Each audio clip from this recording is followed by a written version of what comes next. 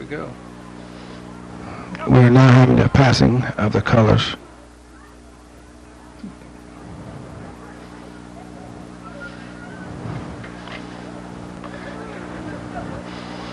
Getting ready to get this game together with London Red Raiders and the Blue Lions of Washington Courthouse.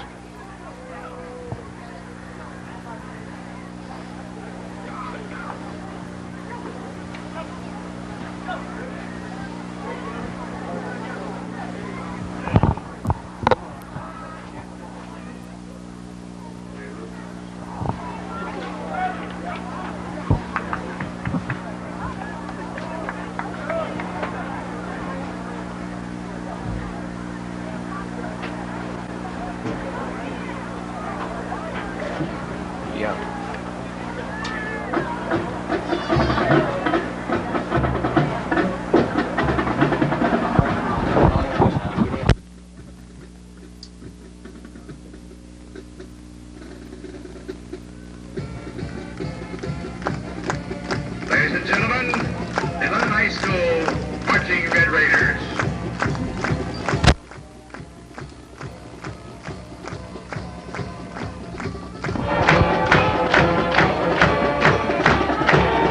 The London Marching Red Raiders are now making their way down the field. I see we had the Blue Lions lined up, facing flag, and running a few practice plays down there. It's ought to be a really good game tonight. Once again, I'm waiting on my Ladies and gentlemen, partners. we live in a great country with freedoms like no other. In order to honor America and respect for all who have served our country to defend our freedoms, you're invited to stand and sing our national anthem, the Star-Spangled Banner.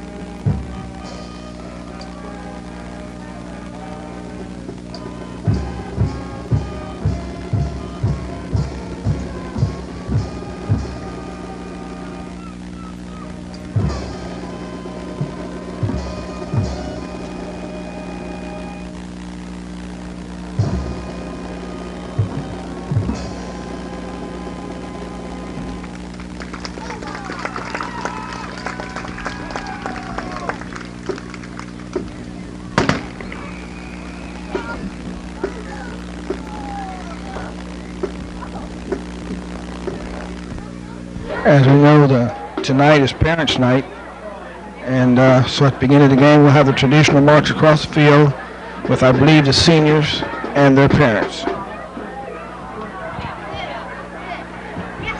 I'll see if we can't pick up the PA system to announce this. We wish to thank and recognize our senior athletes and their parents. Members of the football team, number 77, Roger Arteaga, son of Manuel Arteaga.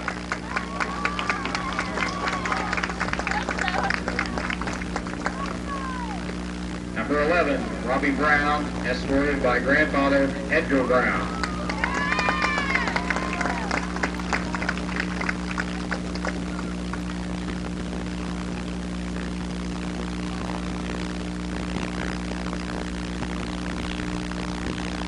Oscar Espinosa, exchange student residing with Robert and Sylvia Blaney.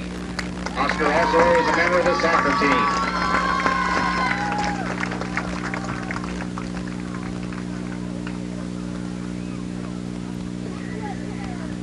Number 54, Jeff Mathewson, son of George Mathewson and Ann Mathewson.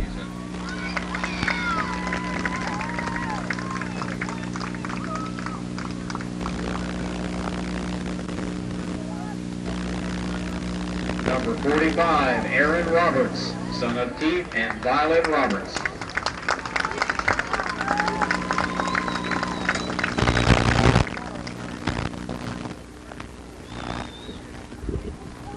58, Heath Robinson, escorted by his parents, Bob and Vicki Robinson.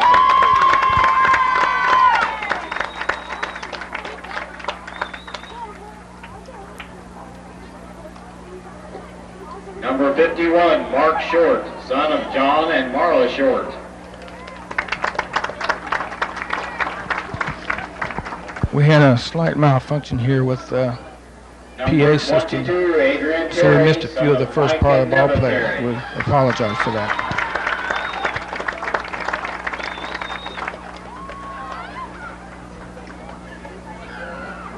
Number 64, Eric Warnock, son of Larry and Barbara Warnock.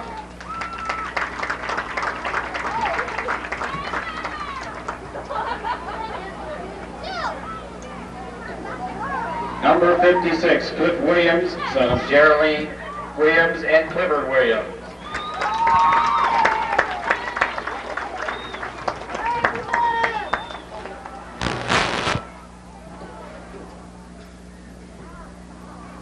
Our senior soccer team members, Michael Kim, son of Hong and Suja Kim.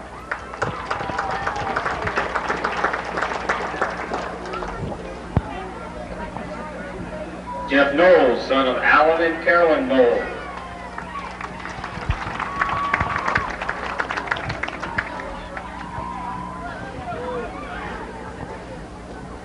Matt Goodyear, escorted by his parents, Bill and Bridget Goodyear.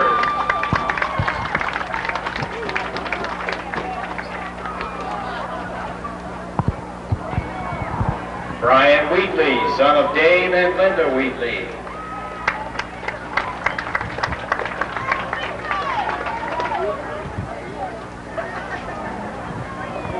Mike Rubel, son of Roger Rubel.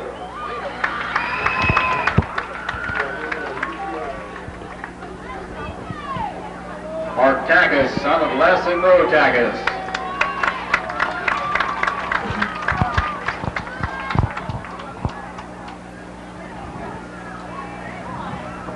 Senior members of the London cross country team, Jamie Armentrout, daughter of Michael Armentrout.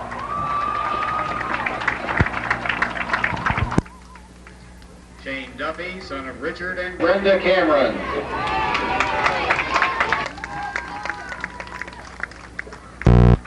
Anita Lewis, daughter of Jerry Lewis and Becky Carson.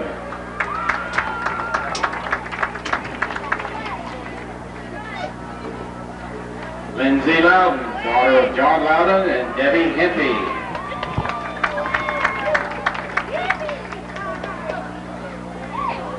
Holly Price, escorted by her parents, Jim and Monica Price.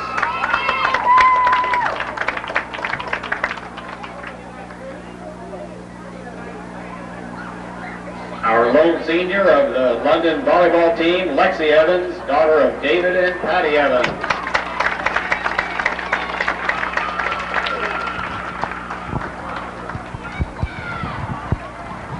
Our senior girls tennis team members, Heidi Amling, daughter of Tim and Dorothy Amling.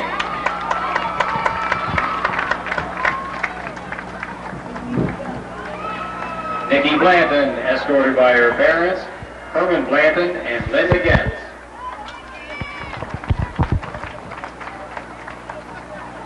Andy Nixon, daughter of Larry and Becky Nixon.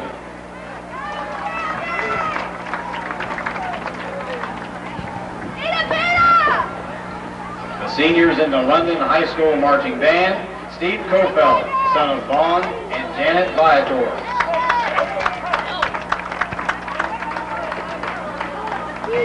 Jake Harden, son of Jim and Johnny Harden.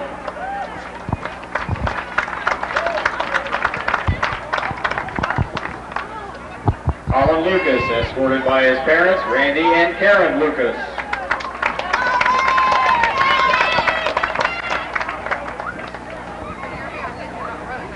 Field Commander Sean London, son of Mike and Brenda London.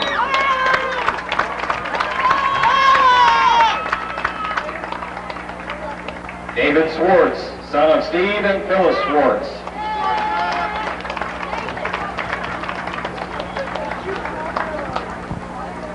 Field commander and this year's homecoming queen, Shannon Orban, daughter of John and Janet Orban.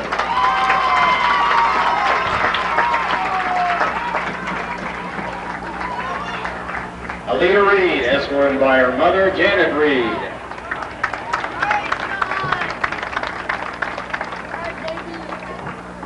Susan West, daughter of Charles and Linda West.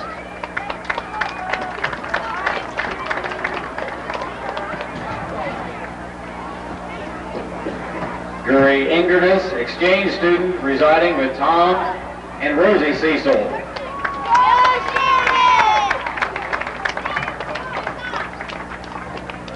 And finally, our senior cheerleaders, Amber Gallagher, daughter of Renee Gallagher.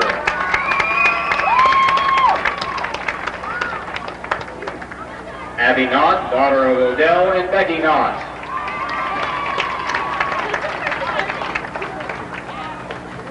Amber Rogers, escorted by her parents, David and Diane Rogers.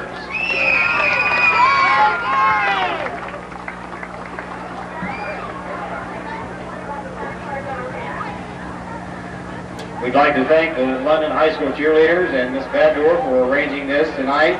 And parents, once again, we thank you for your long hours of work and support for your sons and daughters and for London High School. Let's hear it for our parents and seniors.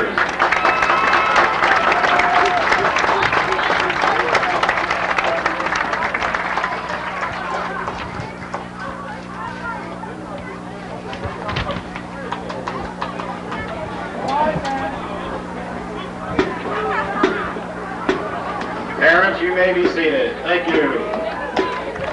My pleasure to hand over the mic to the golden voice of the London Red Raiders, Sonny Wheeler. Well, there you have it. Parents' night at London High School football game. It's a big, proud day just to be able to hit that 12th grade mark after all that struggle for all those years through school and be able to walk out on this field and say I'm a proud parent of an exceptional athlete here at the London High School.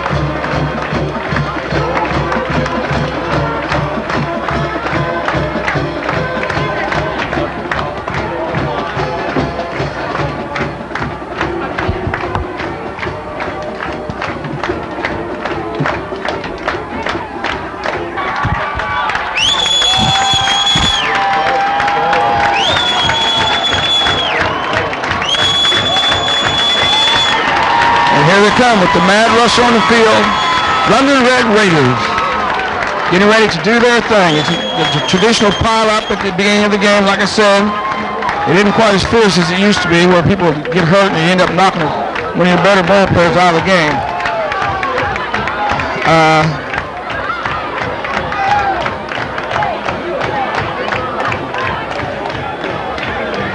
Once again, starting at this game, I'm waiting on my co-partners, so just bear with me. And I'm sure we'll have a good game going here.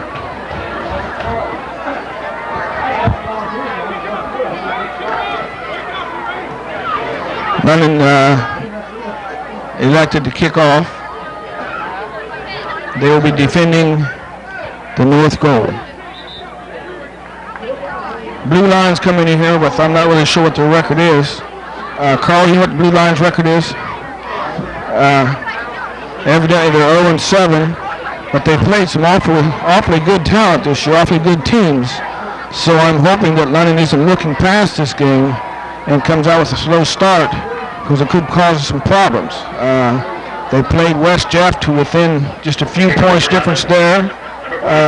Courthouse lost to Jonathan Alder, I believe by 1 touchdown.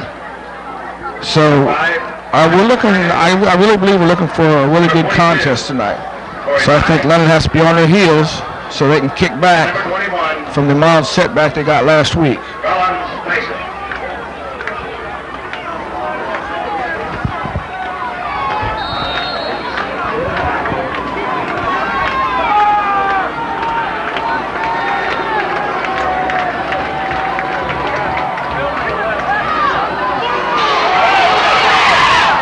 London did their traditional short kick, sort of like a squib kick, but Courthouse was able to cover the ball on like the 31-yard line. Courthouse's ball, first down 10. We spot the ball outside the 30 at the 31-yard line. Brad Daly recovered the ball for Washington Courthouse.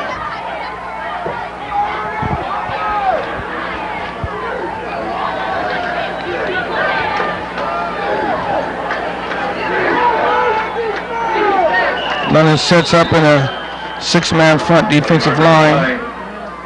We got a penalty on the play starting out. First play of the game, we have a penalty.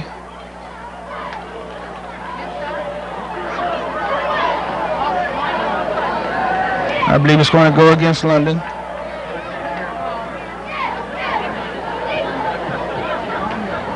Dead ball. Encroachment. London, 5 yards. Makes it first down and 5. Encroachment London. First down and 5, Washington Courthouse.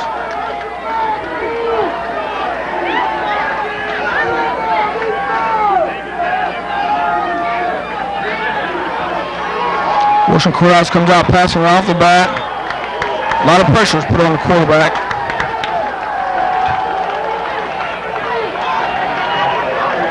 First pass incomplete. Pass intended for Corey Don.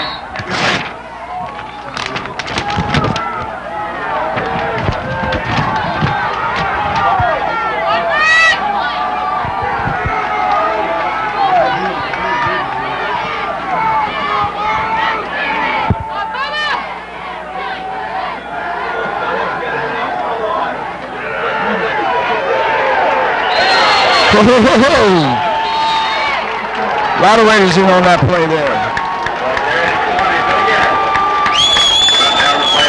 Billy Garrett was brought down by Clay Miller. Brings up 3rd down and 4. We also had Corey Bennett in on that tackle too.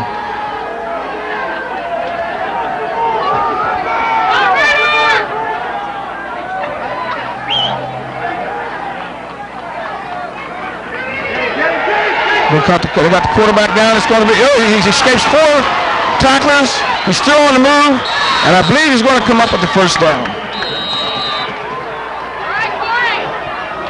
Ball carrier, number 9, Aaron Pratt.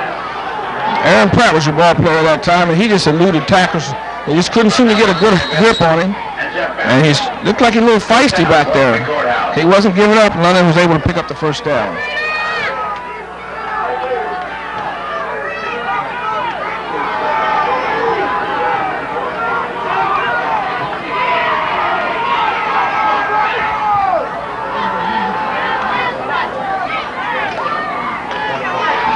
First and 10, they try it up the middle.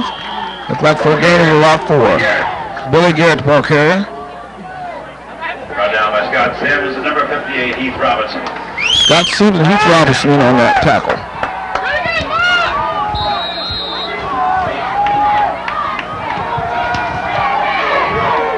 And Sims has had 37 solo tackles this year.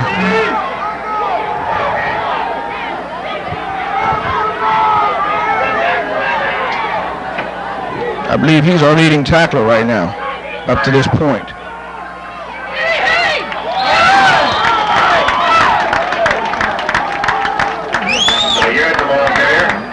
Garrett once again up the middle, picked up about 1 or 2 yards. London's getting pretty stingy up that middle at the beginning of the game. That's what it's going to take to stop this blue line team. We're now 3rd down and 6. 9:20 to go in the first quarter.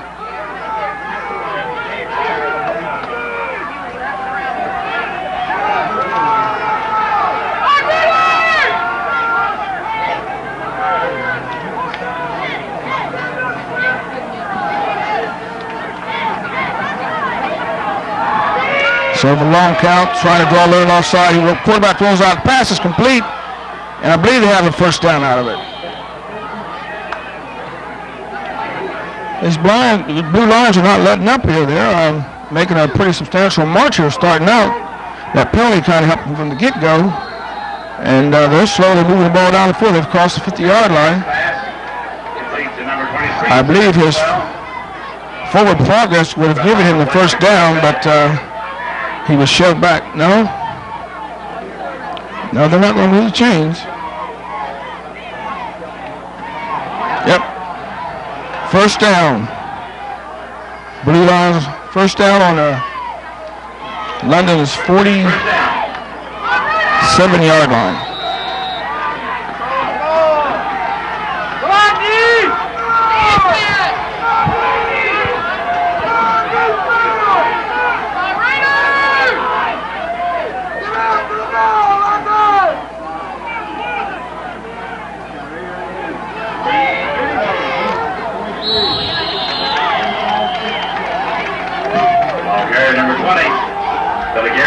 Billy Garrett, once again, evidently he must be their main ball carrier out the backfield because he's carried the majority of the runs so far in this game.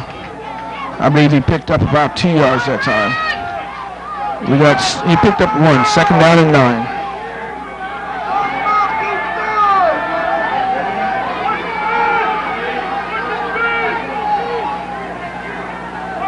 This looks like it could turn into a pass play. Oh, quick hit up the middle, and Billy Garrett's on his way for about 20 yards there.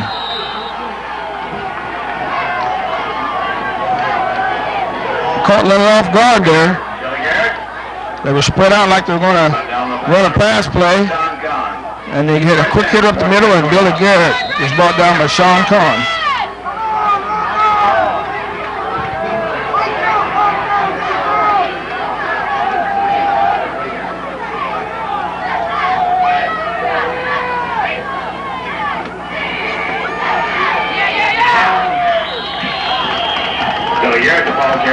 Billy Garrett once again. Brought down by number 54, Jeff Matheson. Number 58, Heath Robinson. 2nd down. Tackle by Heath Robinson.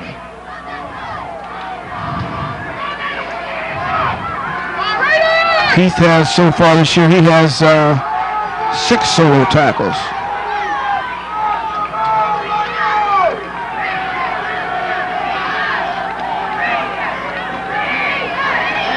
Quarterback keeper for a loss of about 2 on the play. Aaron Robertson on that tackle. That's not the ball carrier. Brought down by number 45, Aaron Roberts. 3rd down.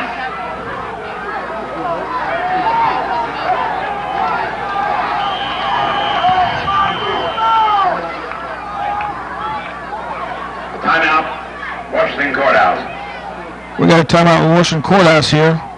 I'm showing that Aaron Roberts also has a total of 30 solo tackles. 9 assists for a total of 39 tackles. At Jonathan Alder. Not Washington Courthouse. Vader JBs will travel Jonathan Alder to take up this Pioneer JBs. 10 o'clock. game time. 10 o'clock, London versus Donaldson Oliver tomorrow morning at Donaldson Oliver.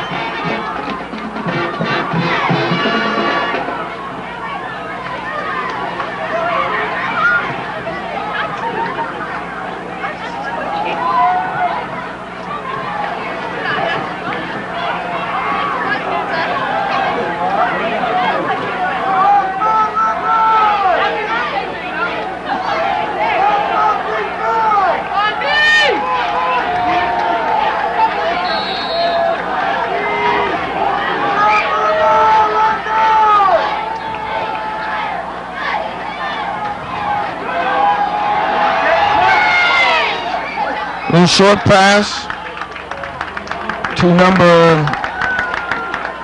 That's pass. And for number 23, Tim Pinwell. Number 33, Tim Pinwell. Fourth down. Incomplete. Fourth down. 4th and 8. So London's defense, once you get a little bit into their territory, they're starting to get just a little bit stingy there. And that's what we have to do.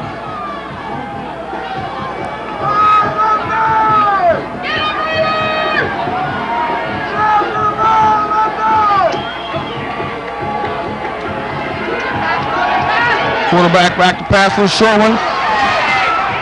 Over to Heath Garrett, and Heath Garrett is knocked down with just a few yards gain on the play. London will take over. Billy Garrett, brought down short of the first down by number 58.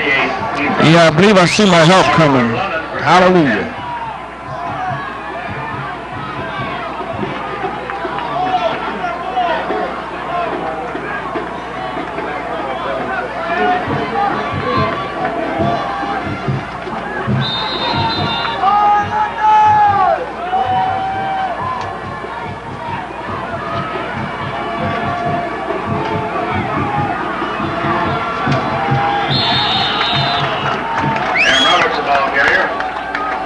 London's first play of the game, hand off to Aaron Roberts up the middle. Down the play by number 12, Eric Hansen. And he picks up about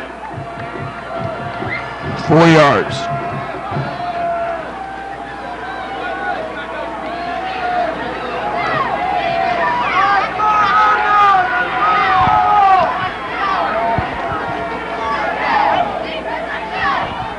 London lines up to the power eye.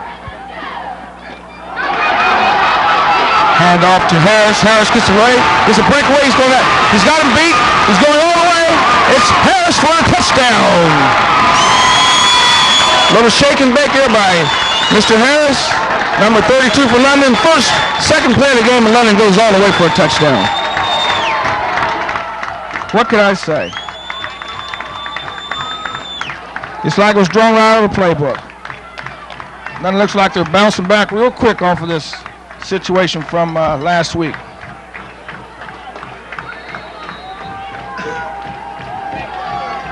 And my help has arrived. Martin Luther King. And who are you again? Darby Calhoun. London goes up 7-0.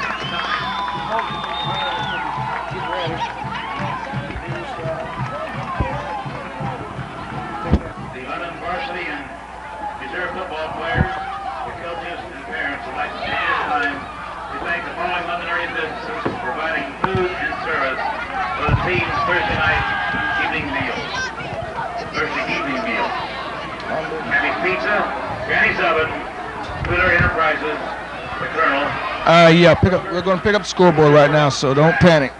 Samson Stockton and George Matheson. A lot of players, coaches, and parents. They thank you.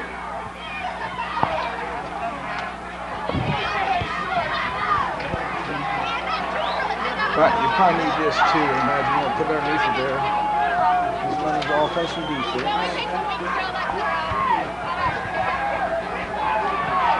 Roberts to kick off. Great Raiders have just scored, and they're getting set to kick off.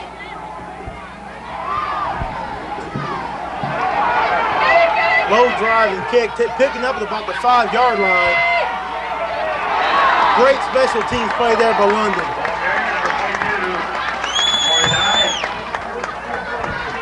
We are late once again. It's Columbus traffic is terrible. Outside the 5-yard line of the Blue Lions of Washington Courthouse. I'd like to welcome you to Von Kennel Field. Here with Darby Calhoun. Whose field? Not your field, Gary. Whose field did you say? Von Kennel. Von Kennel. Von Kennel Field. Von Kennel Field. Here with Darby Calhoun. Color commentary with Gary McNeil. And Courthouse tries to take it right back up the middle. Nothing doing.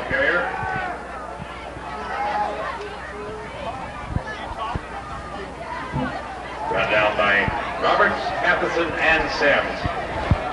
Second down. Raiders are coming off a heartbreaking loss last week to West Jeff. They need to rebound right here and get back in the win columns. Courthouse hasn't won the game this year, but still for Lund, this is a big ball game because they need to go undefeated all the way out with a chance to make the playoffs.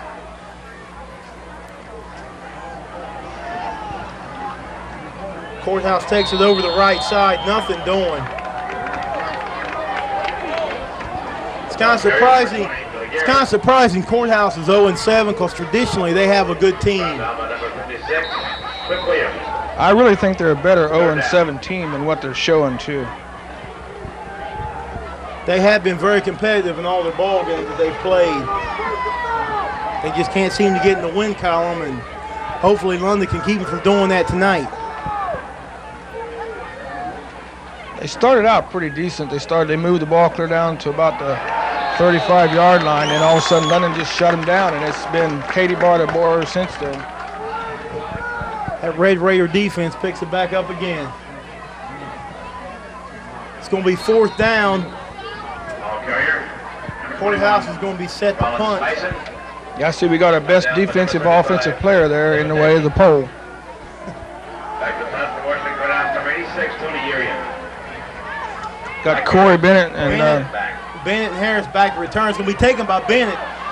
He evades one tackler and is pulled down at about the 41-yard line.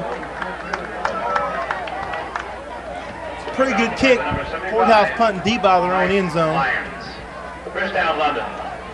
It's about the ball at the Washington Courthouse 40-yard line.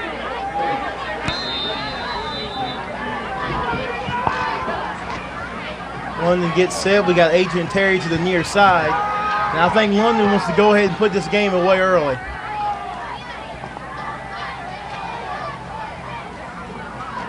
Artis rolls out to the right. He's looking to throw deep. He's got a man wide open. In and out the hands of Adrian Terry. Jason Artis' pass.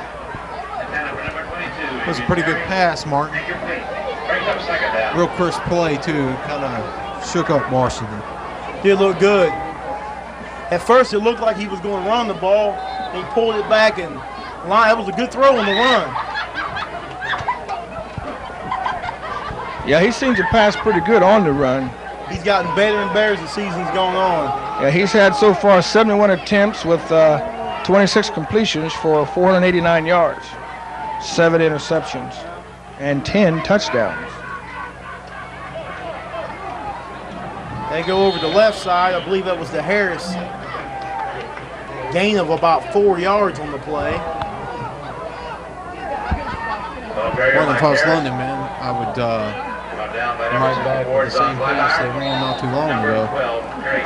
Looked good. He was deep. He was way past all the defensive backs. Third down.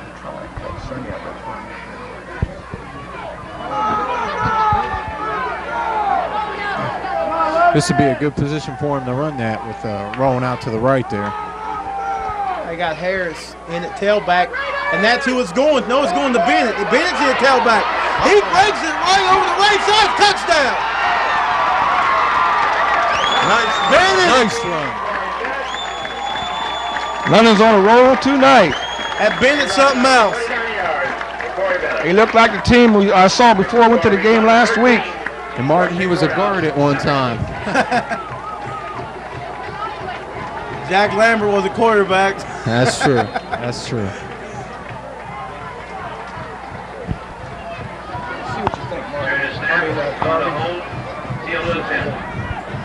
London getting set to kick.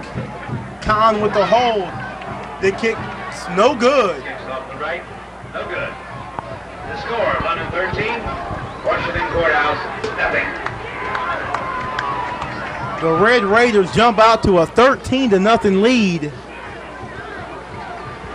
And it looks like they're trying to put this one away early. Well, Martin, it looks like we're going to be here for another blowout. Seems like all the exciting games 156 minutes left in the first quarter. London's up 13-0. I think what the Red Raiders like to do here, they want to go ahead and put this one away.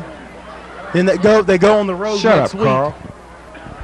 They go on the road next week, and then they finish up the season with Jonathan Alter, and that's going to be a big game because they're really going to need that one to boost them on into the playoffs. They stand right now; they're in like 4th position, and the top 4 teams in each region make it. So really, they cannot afford any more losses at this point in the season. Well, Martin, I think you and I were both very surprised to the loss to West Jeff last week. Very surprised I think to the hear biggest about problem that with West loss. Jeff is London looked right by West Jeff. They underestimated him, and we just knew he was going to beat him, and we weren't prepared. We just weren't prepared when we went over there. Carry number 85, Alan Dawson. Brought down the play by number 30. And he Does number 42. West Jeff play Alter tonight? I believe West Jeff's at Alder tonight. That would be really big for London if Jonathan Alter won that ball game. And then London beating Jonathan.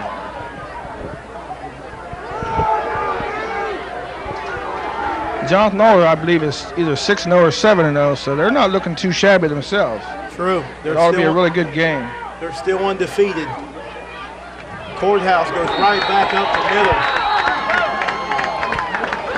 I think London's then took some sting out of The ball carrier. Number 20, Billy Garrett. And as we said, Cliff Williams made a tackle. Billy Garrett was running. They've run him to death so far. He's probably tired. and as we said time and time again, London game after London game, the only way that you're going to move the ball on London is open up with the pass, because you're not going to run on this London defensive line. That's true. That Billy Garrett's a big boy. He's 6 foot, 215 pound sophomore. But he's going to be back again next year. And they take it right back up the middle again. I think a lot of these guess who? Billy Garrett. I think a lot of these teams feel that Scott Sims adds to his tackling. if they can break the London defensive line up and they can move it on London, they can With more the or help less, of Aaron Roberts. they can more or less do whatever they want. Looks like they're trying to gain control of the line of scrimmage. By no means they're out of the game, but you got to get something mounted. Yeah. They're looking to pass. And we That got tremendous Red Raider rushing. The hammer! Is that the hammer on that one? Big Cliff.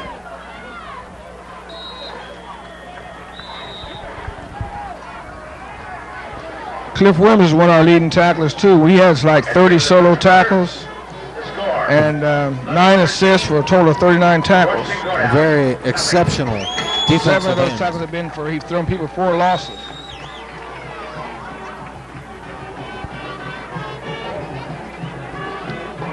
Well, we're in the first quarter. What kind of score we got there, man? I can't see the board. I believe it's 13-0. And London has really gotten off to a good start. Did your limo driver have any trouble tonight? Yeah, we just come in from doing the World Series game in Philadelphia, and this traffic, it's terrible. I know that's right. Thanks to all of you. I thought I seen you. I was watching on the game on TV there, and I thought I seen you there. Next time we're going to get police escort here. I think it's about the only way. Well, we're getting here earlier and earlier every game. Maybe we'll make it By the way, this man's name is actually Martin Luther King. And the Martin Luther King I know of didn't tell fibs like this. I was there. Back to front. Number 86, Tony Urian. Back to team for London, number 13. Or I should say, number 22. have a really nice television and it makes you feel like you're there.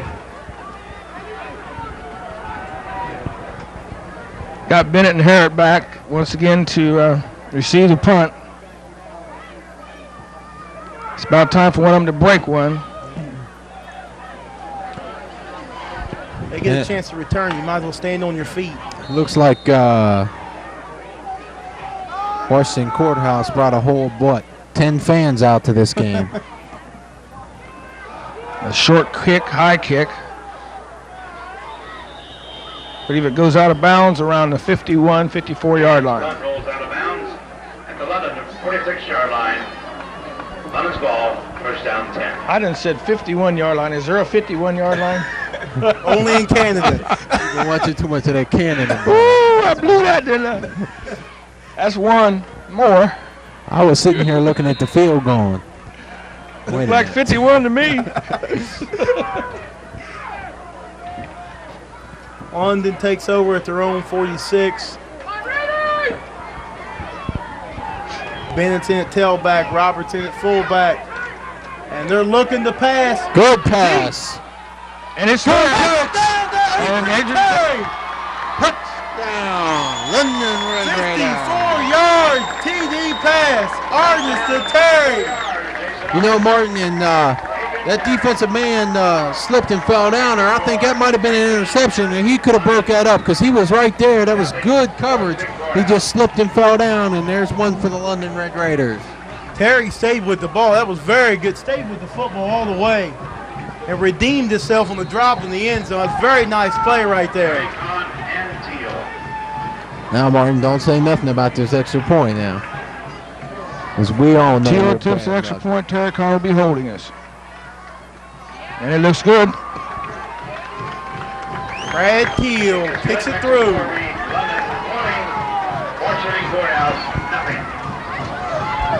Well, London's went up to 20-0. Shortly, another touchdown here shortly in the second quarter. So we've gotten up to a really wiry, fiery start here tonight.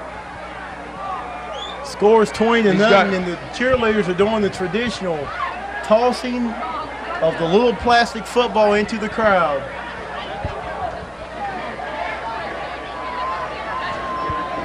This does look like another blowout, and if it keeps going the way it is, they might get the play. It looks that way. That's where we're going. We may have some of the third stringers in there tonight. Give the freshman another shot. And London going with that squib kick again. They don't. That was Terry on that touchdown. Received that touchdown pass there, and he's caught 14 for 331 yards for a 23.6 average for a catch. So he just added to his total then. Looked really, really good. The low driving kick of London. And a nasty tackle. Hold tighty. Adrian Terry on the tackle. And he's an excellent special. He's made several tackles on special teams. Adrian Terry has. Reminds you of a Billy Bates for Dallas. Excellent special teams player.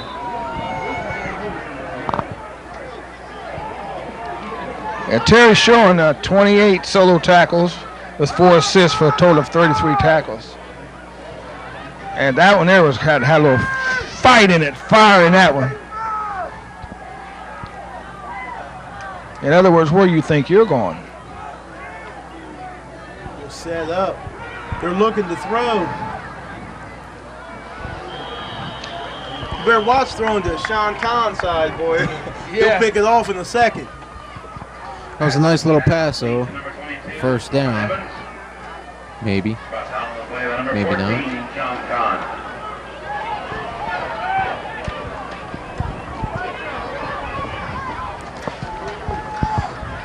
And maybe Washington Courthouse has finally understood the London defense, that you cannot run on them. I think against London, you're going to have to throw to set up the run. Because that line is tremendous. And here they come again. Seemed like it took an awful long time for that play to start developing. The Hammer with a sack. Who else was on that one there, Martin? Cliff Williams with another sack. That's surprising. It almost seems like him and Aaron Roberts are on every other tackle in the ball game. The two men that are the backbone to that defense. They're real team leaders.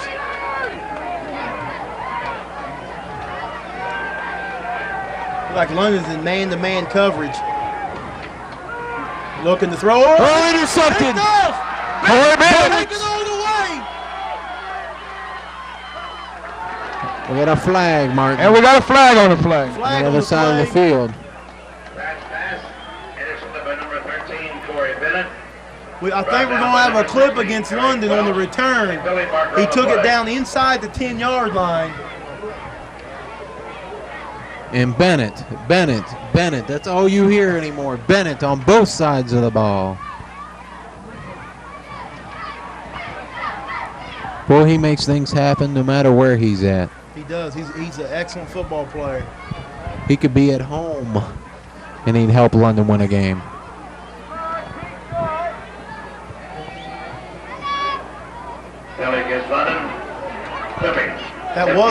That was a clip on the return, but nevertheless, London's going to take over at about the 37-yard line, 38-yard line.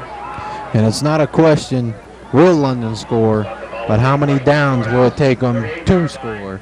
And who will score this time? Who will score?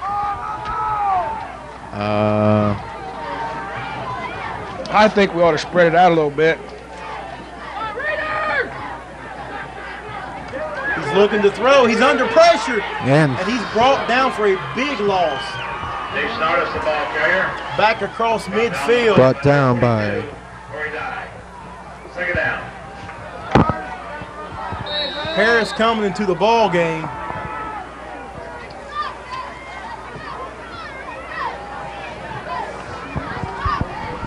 Bo Williamson checking out. It's going to be second down in about a mile. That's a long second 25 here. But with the talent the Red Raiders have, you never know. Mike Harris, the ball carrier.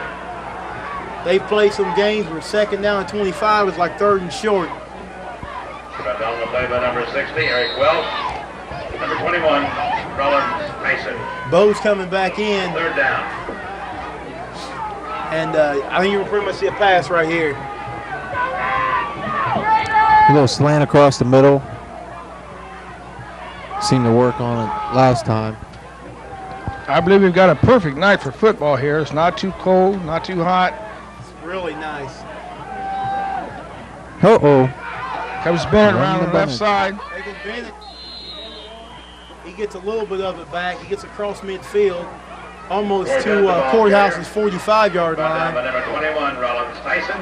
Number 5, Brian McCracken. Punt team's coming in.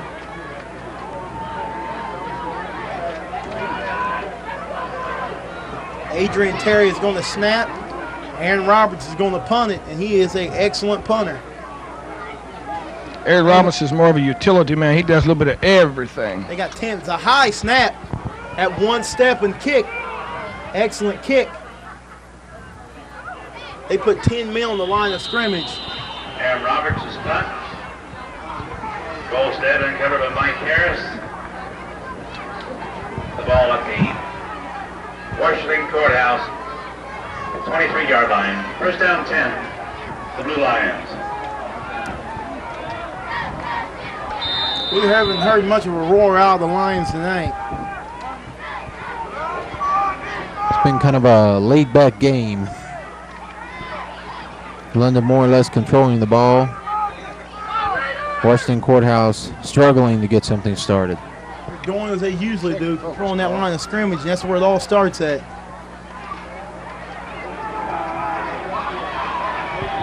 That was an excellent second effort right there by Billy Garrett. The ball carrier, number 20, Billy Garrett. Brought down on the play by number 44, Scott Sims. He's hitting the backfield, but got a gain of about 7 yards, about 8 yards on that play. We're looking at a team, this Courthouse team, that can do nothing but get better because most of their players are like underclassmen, sophomores. And from what I've been told, their best running back is only a freshman. But don't hold me to that. Boy, it looks here they have only three seniors that start. And they're not a small club.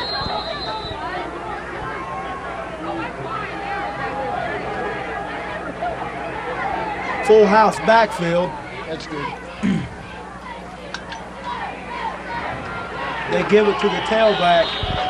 Ball carrier number 42, Corey Dye.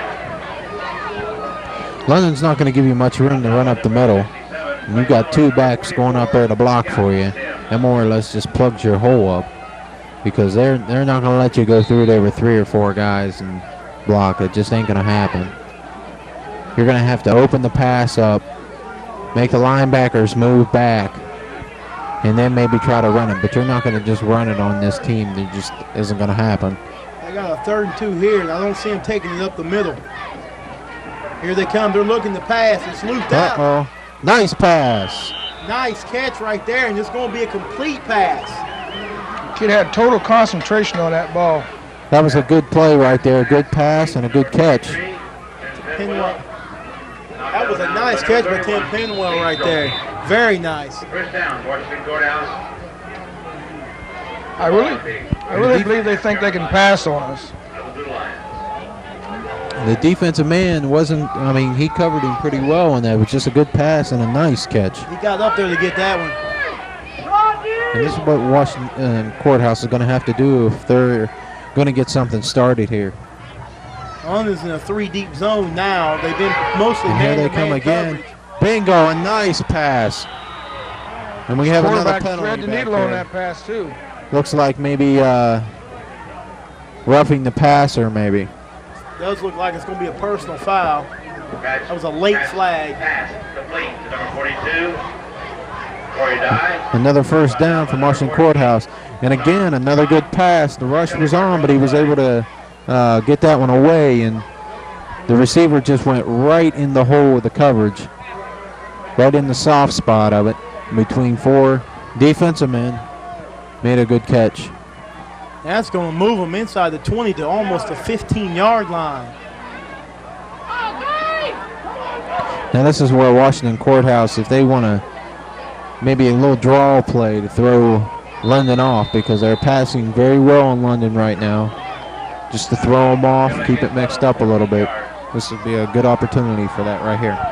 Trying to take a chance to capitalize here on a London mistake. They're looking to throw again. Here comes the rush. He's got a man out there, and it's going to be complete for another first down. And Martin, this Washington Courthouse team has a pretty good quarterback. Yeah, he looks like he's really getting in a groove now. He's getting the ball there, zipping it through. That interception he threw was it really wasn't his fault. It went off his receiver's hands, just kind of laying out there for Bennett. It's a case of being in the right place at the right time. They're driving now. They're looking pretty good this drive. Number 21. I kind of think they feel like they found a little slight weakness there in London's defense there.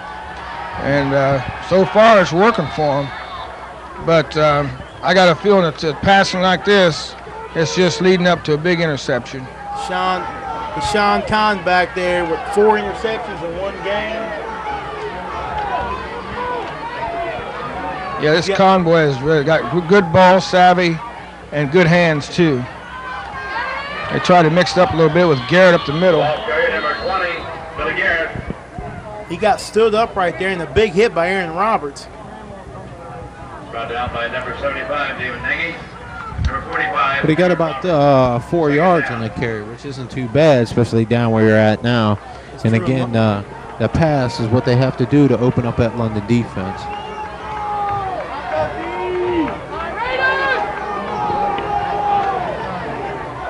Looks like they're going to throw it again. They got 2 receivers to the near side. And they're looking to throw. He's got a man right through his hands. That was good coverage, but the pass was there. Pass was there. That was an easy Washington Courthouse touchdown right there if he had held on to that ball. Third down. And again, this Washington Courthouse team right now is picking apart the London deep backs.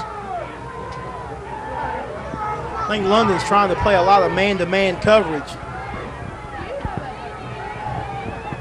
fearing the run.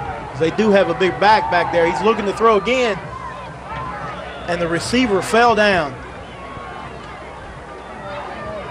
I believe he was trying to run a little out pattern and slipped and fell. You know, Martin, I've seen a lot of people slip and fall down tonight. Had a lot of rain lately. The ground might be just a little soft out there and giving away.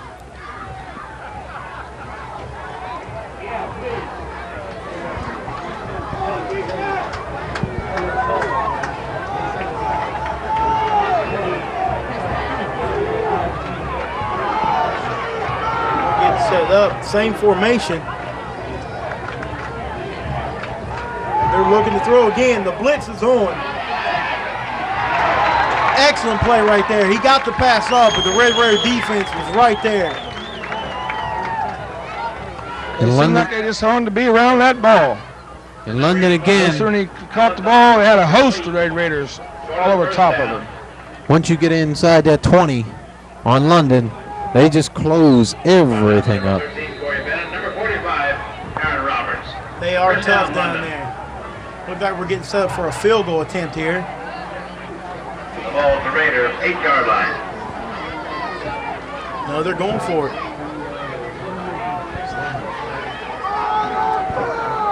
My bad. London took over on downs. And they got Bennett.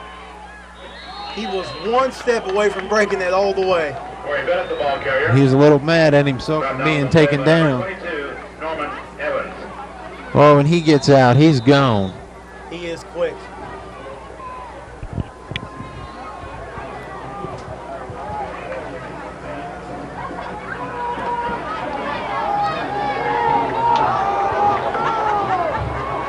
I think that Bennett kid was a surprise to everybody this year. Harris in the tailback, and they're going to Harris.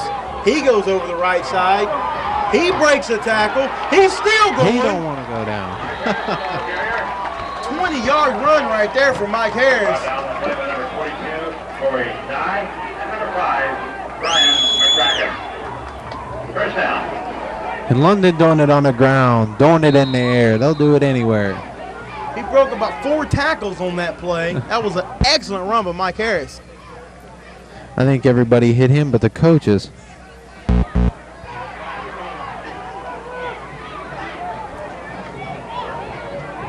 You never know who's going to come at you. You got Roberts, Bennett, Harris rotating in and out. And now we're looking past. He's got Bo Williams deep. He goes up. We got a defensive interference. I'm not too sure about that call, Martin. I don't know. It kind of looked like the defensive guys were kind of going for the ball themselves. If they scouted London and all, there's one thing you know. If Bo Williams goes out for a pass, the only way you're going to keep him from catching it, don't let him touch it. True, very they true. They just knocked him down for the ball got there on that one. And he still almost got it.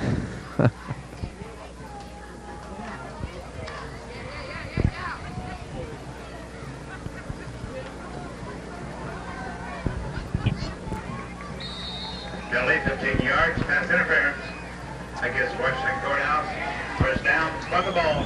Kind of looked like Jason floated that one out there. If he got a little bit more on that ball, that would have been a touchdown because he was behind the defense. Had to stop and come back for the ball and caused the interference.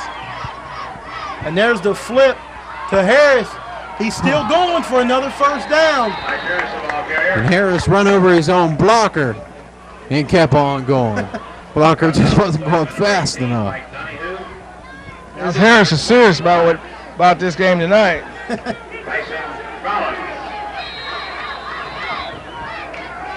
Now they're running Bennett back in. We got to remember that Harris, this is his first year as a varsity player too. He played mainly reserves last year.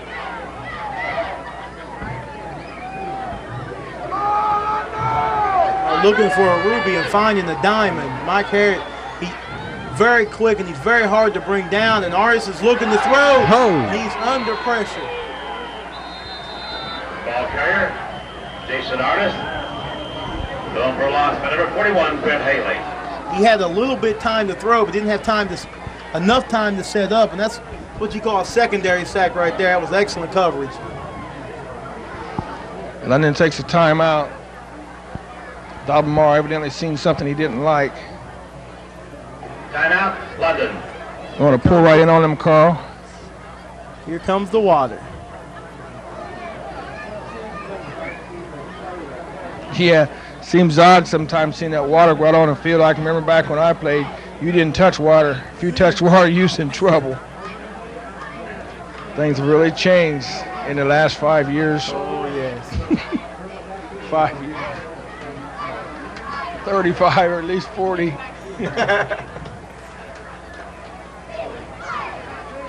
Timeout on the field. The varsity volleyball team opened sectional tournament play last night by defeating Hamilton Township. Red Raiders would like to get another score right here. Match versus Hayes Valley tomorrow at Old Tangi High School, starting at 5:45 p.m. Second down and 22. 2 men split to the far side.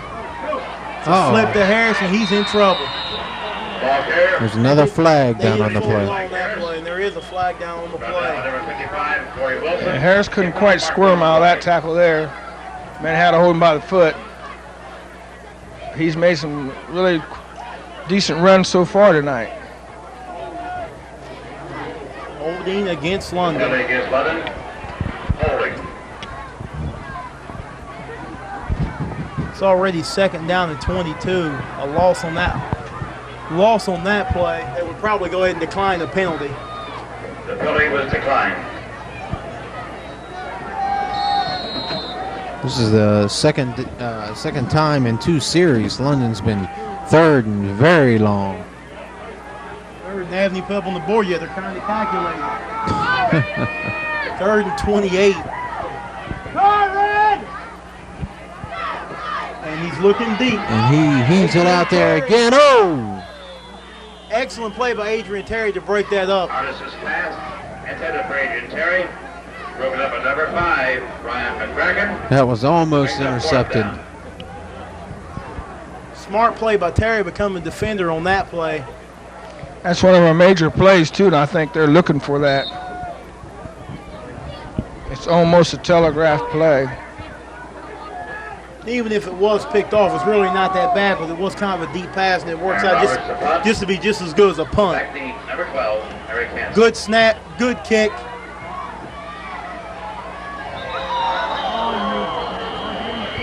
He didn't signal for the fair catch. If he had they would have been penalized for that. That was an awful soft tackle for not signaling for the fair catch, wasn't it? I think he wasn't sure if he did or not.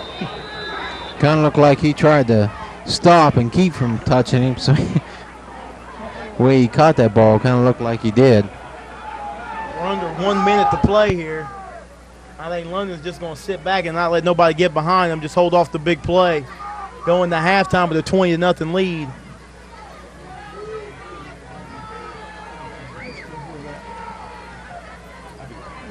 Oh!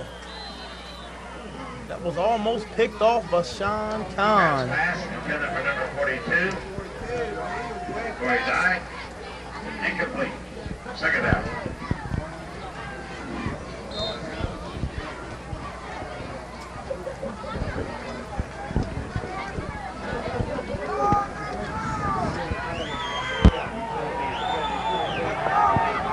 London's liking a little nickel defense. And they're sending a linebacker. That was almost a big hit. Hello. Off his feet and dumped him. Big hit by Sean Kahn.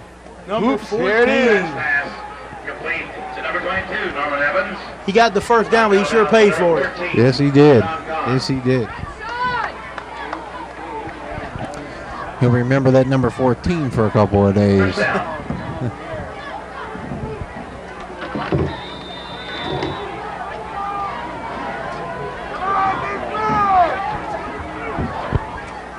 And Courthouse is going to go back and regroup again.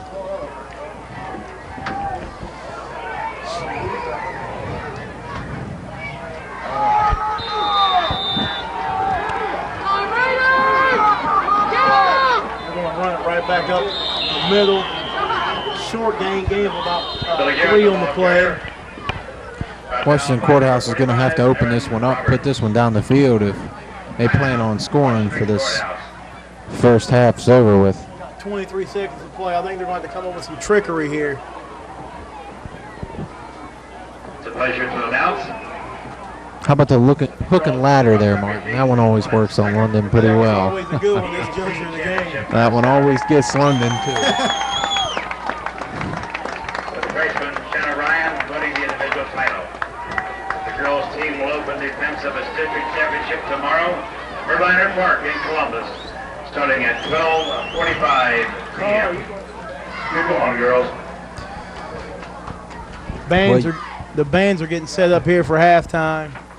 You know you're getting close when the bands start coming out. Take their position on the field.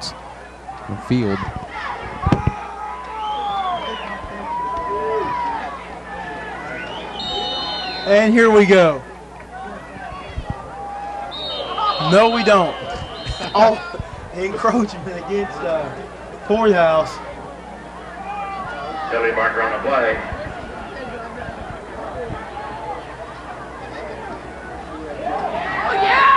Illegal procedure, Washington Courthouse.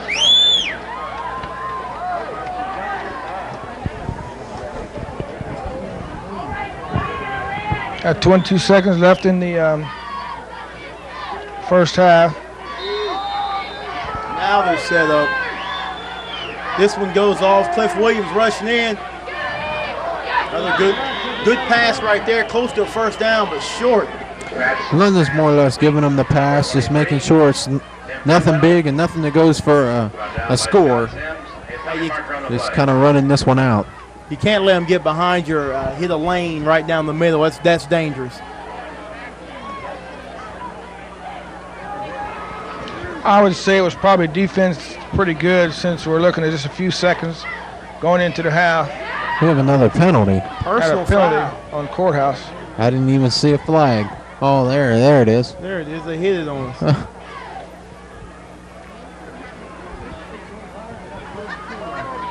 Billy against Washington Courthouse.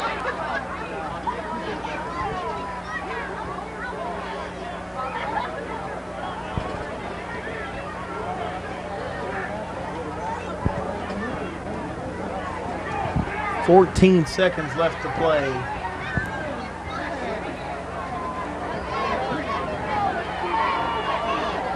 And I think this has been the longest minute of football I've ever sat through.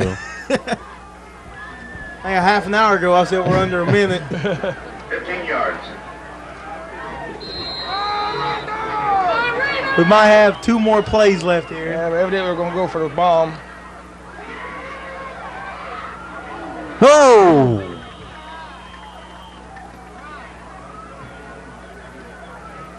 Nearly picked off by Wilson. Rats pass broken up by number 80, John Wilson. John Wilson, he's tall. You threw a lot higher than that. Yeah, I think he's about 6'5". He's tall. He stands out. Cliff is bigger than everybody else, and Williams is taller than everybody else.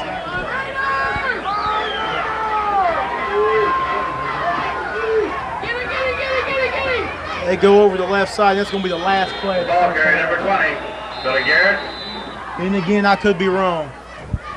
That's about Down that by number 50. 80, John Wilson. Imagine that, me being wrong. I think I rename this field every week. I believe you do too. Timeout, London. Von Kennel Field. they're really showing some good progress on the new complex out at the high school. And I suggest you fans, if you get a chance, to just ride out there sometime and take a look at what's going on. It's beginning to be a reality. In the near future, I believe we're going to be moving out there, and that would be a big plus. For you folks that are watching the game on Channel 11, John McCullough, who is with Cable Company, has been working on it, trying to get this channel back whipped up into shape. And I really praise John for his work. He's done a pretty good job so far. We still have a few minor adjustments to make, but just stick with him and give him all your support, because it's really starting to shape up. Stick around.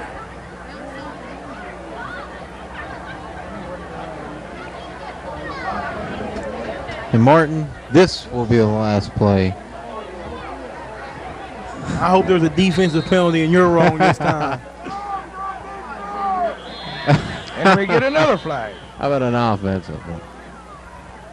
It looked like the officials were waiting to see who could throw the flag first. Okay, I got this one. That was not a play. Illegal procedure. That was a dead ball foul or something, and the play didn't actually occur. So that is not a play. So I still might be right here.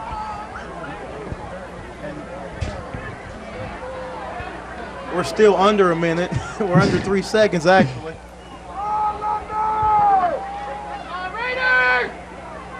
Billy Garrett up the left side. He's run out of bounds. That ends the first half. Finally, the end of the first half. That's the end of the first half. The score. Red Raiders going into halftime leading 20-0. Washington Courthouse, nothing. Well, we come out of this half pretty good shape. London up 20-0, and so things are starting to look up a little bit better for us as opposed to what we ran into buzzsaw last week. So stick around, fans. Don't go away, because we got more good things to come. We'll be back. Yeah. The Red Raiders lead 20-0. With the score, London 20. And I'll tell you what, the Red Raiders have looked pretty good. And you talking about the Lions sleeping tonight. The Washington Courthouse Blue Lions are sleeping. We got like a little squib onside kick. The ball's loose. And the Red Raiders recover. Norman Evans kicked off. Take over about the 40-yard line. Excellent field position. And the Red Raiders really want to come out and just end this game right now. Aaron Roberts. They want to end this ball game right here.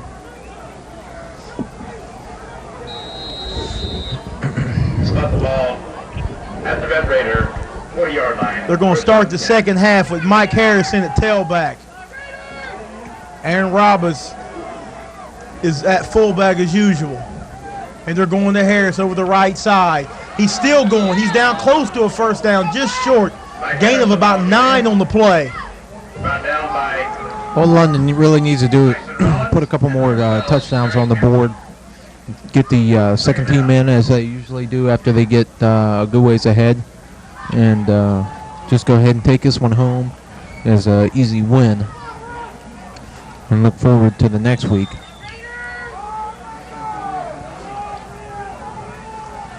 They can run tailback all night long because they're running them in and out of there. And they go to the bull right back up the middle. Aaron Roberts for the first down and then some in Courthouse territory down across the 45.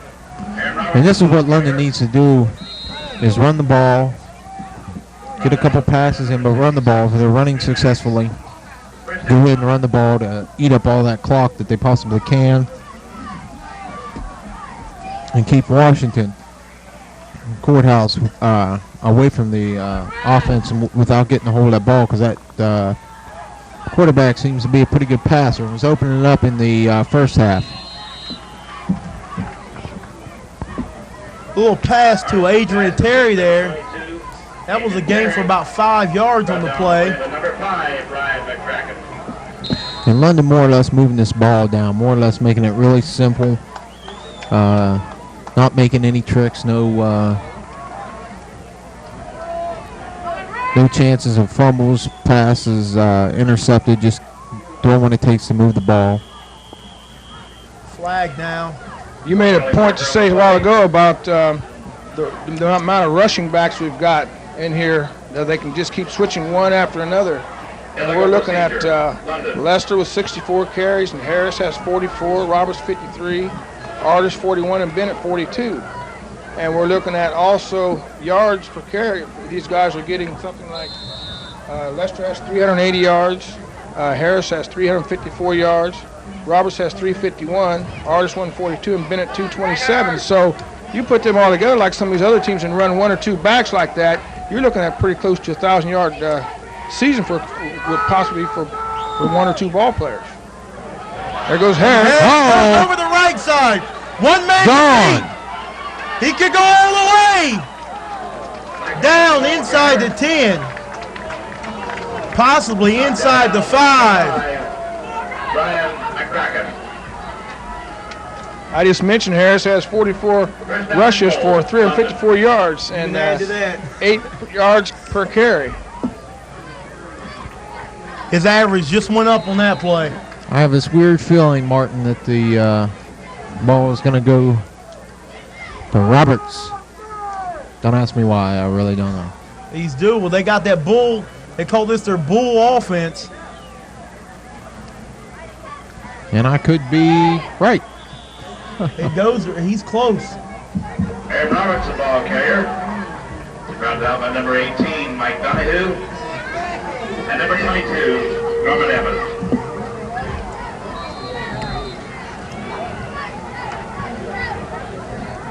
You got Aaron Roberts with like 53 carries, so 351 yards, and 6.62 yards per carry. So Correction. Aaron the Bull Roberts. yeah, the Bull Roberts. He's a real workhorse. Still in their bull offense, and they go touchdown. Aaron Roberts, touchdown. And the Bull offense to the Bull for the touchdown. Right back up the middle. But those, when they put guys, those stick guys like Sims, Cliff Williams in the backfield, that's a offensive backfield tailor-made for Aaron Roberts. He's big and a hard enough runner, let alone with guys like that blocking for him. The kick's up. And it's kicked all the way into traffic. Good snap, good hold, good kick by Brad Teal. Washington Courthouse, nothing. He kicked that one out onto the street. That was a good kick. Their kicker's been doing pretty good all year long. And when London with a shot to make the playoff, kick those little extra points on things like that can make all the difference in the world in the playoffs between winning and losing. Oh, yes, they can. We've seen many of championships won by 1 or 2 points. Very true. They were showing Teal with 23 extra points, not including what tonight's total is. So he's scoring pretty strong too. Aaron Roberts to kick off. You can almost depend on him to score to knock it through them field goals. He has a good leg on him. If it came down to it, I wouldn't put it out of the question for him to kick a decent field goal.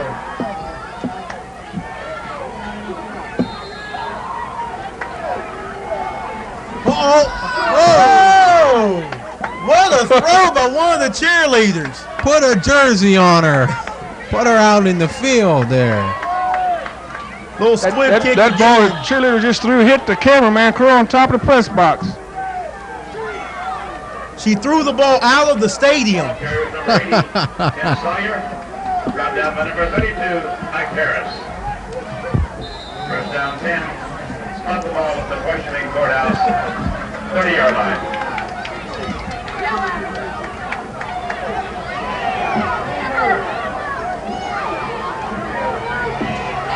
Courthouse sets up. Men split to each side.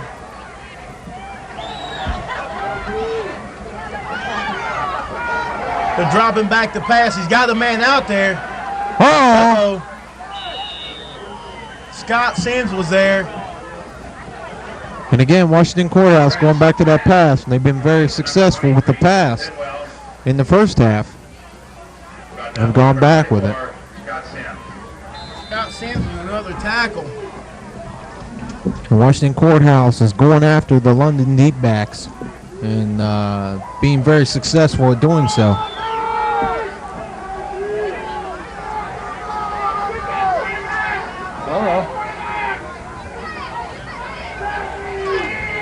London's coming on the blitz, and it worked. Nothing doing right there. Ball carrier number 41, Brett Haley.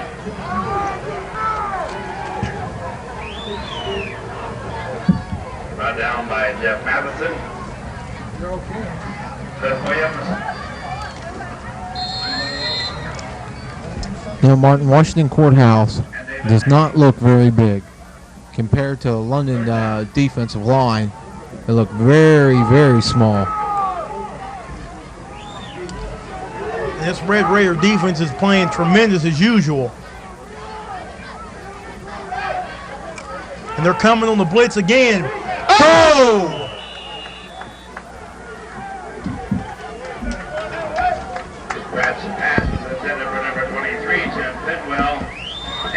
Pete Gilkey went for the interception there, flung his body through the air, and he almost had it. He made a flying leap for that one. He looked like a pro out there diving at that ball. If he'd have pulled that one in, that'd been the play of the day. Mike Harris. Line Ben's drive. gonna take it. He's got the block. You know, Martin, I think if London really wanted to, they could have blocked that punt. Brought down by number 5. That was a low kick and got flagged down on the play. Bennett gets up limping. Uh-oh. Let's hope he's not hurt bad. Seems to be walking it off. It looks like he'll be okay. But he gives London clipping.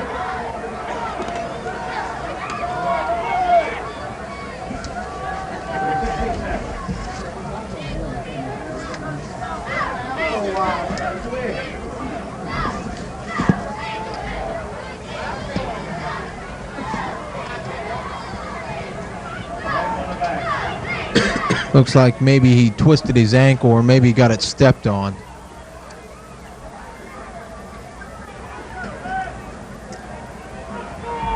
London picks up a 15-yard penalty. He seems to be okay. Nothing a little bit of tape won't cure. Off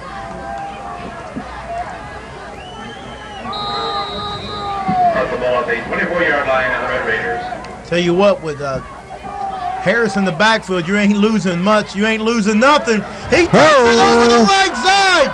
Cuts it back. Mike Harris, the ball carrier. Brought down just across the 40-yard line. And that's what I mean right there. They have so many players.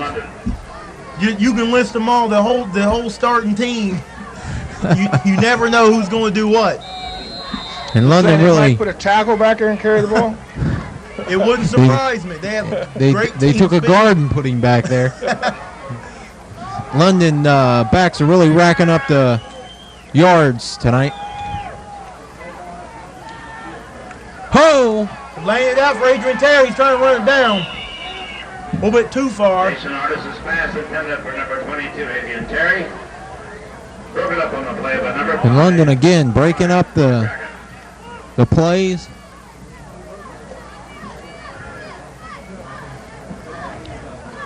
I think it's time for a little fake handoff and a little quarterback bootleg to the opposite side. London making it very, very hard for the defense. Jason Artis really hasn't ran that much tonight at all. Hit the line of scrimmage, but Harris keeps going. Mike Harris, the ball Short carrier. gain of about 3 yards. And worked for those three. Martin, these backs to me have seemed like they improved with each game. They get a lot better, a lot quicker it seems. They hit the hole a lot crisper, and they just do not want to go down.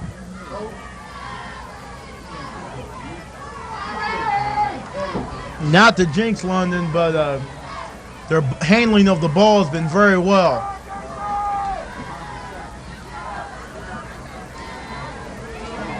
Harris goes over the right side. And nothing doing. Mike Harris, the ball carrier. Looks like he lost about maybe half a yard on that play. Mike Donahue. 4th down.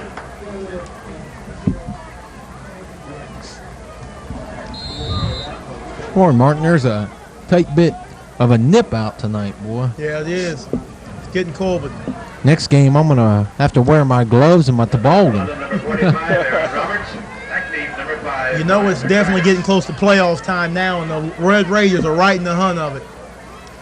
Are you looking forward to another playoff game like you had down there in Xenia last year? Oh, yes. Except All the we'll be on the snow winning end. And hopefully it will be warmer.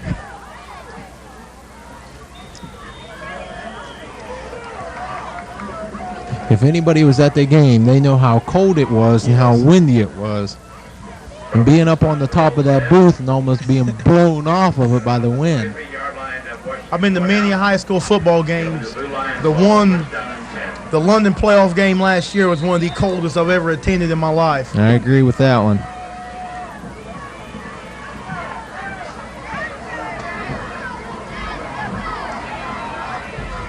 And the Blue Lions come back out. London still in man-to-man coverage. Courthouse still running and still nothing doing. We got a game of about 2 on that play. Well, the Blue Lions offense sure doesn't have really a good roar tonight, let me tell you. London has been stuffing them.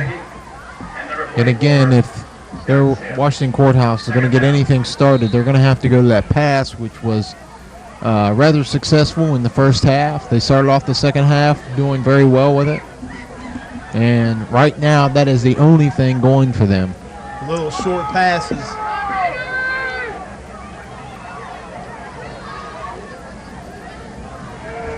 And they're looking to throw again. And oh, this one's up for grabs.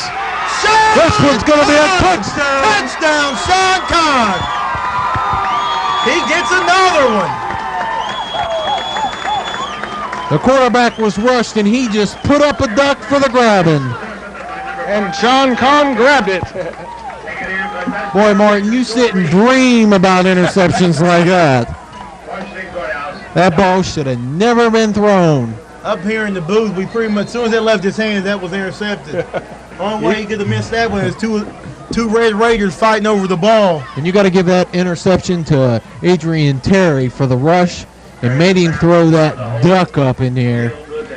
Hit soon. I also like the way that the players backed off and let a sure-handed receiver player like Sean Kahn go in and make that catch and intercept that. And they also went down to help him block, but I didn't think he really needed their help, but they went down to help him block.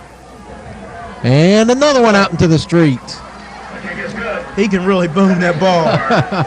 London, 34, Washington Courthouse. I would like to see him moving back a little bit. You know what I'm saying? See how far he can really kick that ball.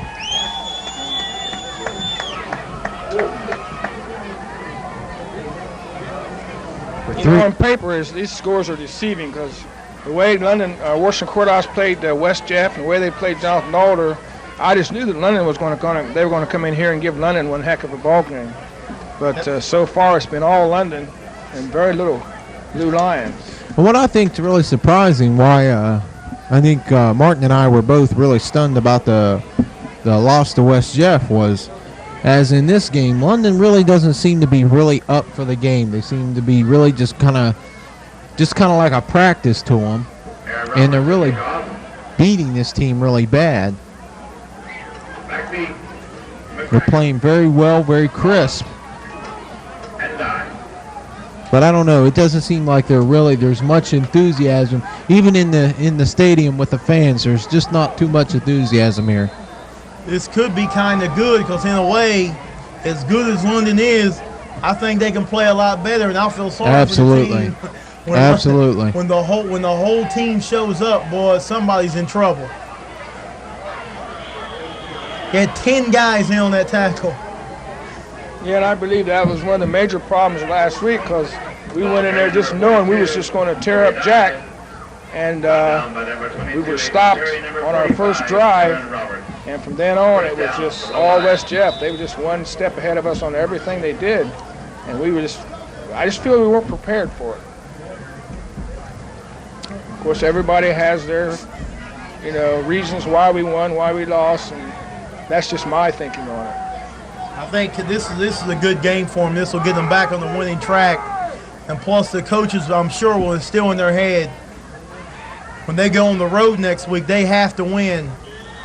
And then the big home game against Jonathan Alter is pretty much of a game. If you win, you're going to be in the playoffs. It's going to be a really big game. And it's good. I'm glad it's at home.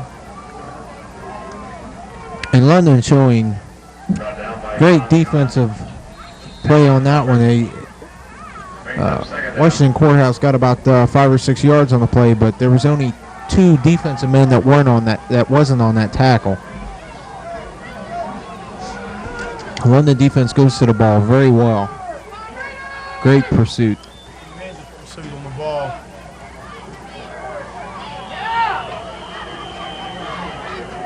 Scott Sims on the tackler. On the tackle.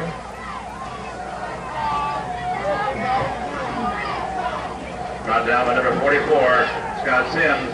And he's having a very good game tonight. Very underrated player. But he's leading the teams in tackle, and he's a very solid ball player. Very solid.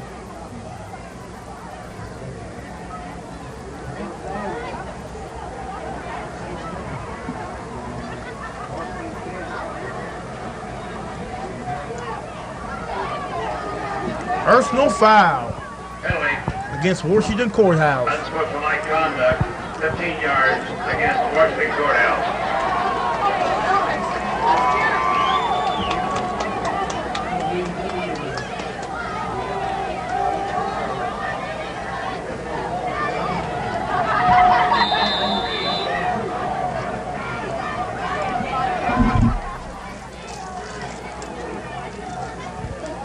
One thing about this Red Raider team defensively, it's a big accomplishment if you score. And their offense, if they scored 100 points in one game, it wouldn't surprise me. Because they have all the tools to do it with. The line, the quarterback, the running backs. The receivers. The receivers. They have it all. Thought you were going to leave them guys out? Oh, I would never do that. And then your special teams have contributed quite a few points this year, too. The special teams has really improved since the beginning of the season. The punting game, kickoff, kick return is just, they're getting so solid at every position. They're really, if they get tuned up and get on the roll here for the playoffs, they're going to scare a lot of teams.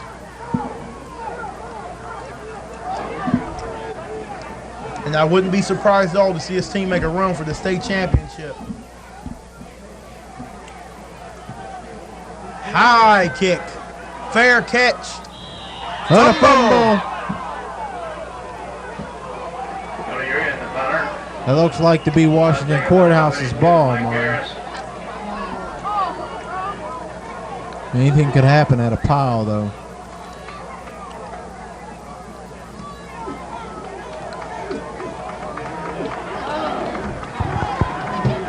That was kind of dangerous fumble there. I think the whistle blow saved us from losing the ball.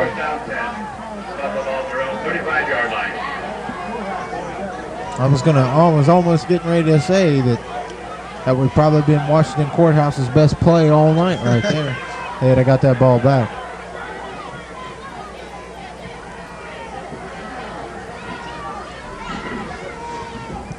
Not too much offense for Washington Courthouse. They had a pretty good drive in the first half, and that's about it. London kind of put a stop to everything. We got to be careful how many points we score here because we'll get accused of pouring it on.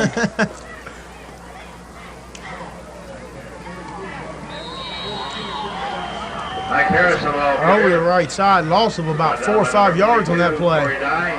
Number 55, Corey Wilson. The second down.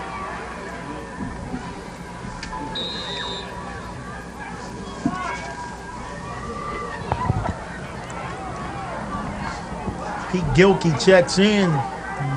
Big Bo Williamson checks out.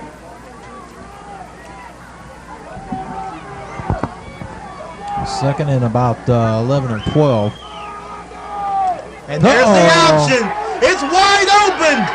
Oh, nice tackle.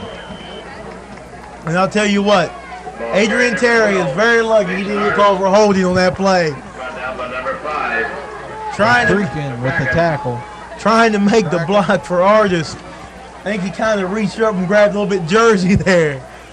I'd like to see this Artis kid get out for the track team, because I believe he was just a few steps faster than what he is right now, and he broke his leg last year, broke his ankle, I believe it was, and he really hasn't got back into full stride. And I think if he get out for the track team and let Coach Mike Wilson work with him, I think you'll see an entirely different running kid next year. That was a good tackle, Martin, by McCracken for that was a touchdown-saving tackle because Washington Courthouse. He was gone. Once he gets to that sideline, he gets a little speed going. He's gone. He has good speed and good maneuverability. 3rd down and very short.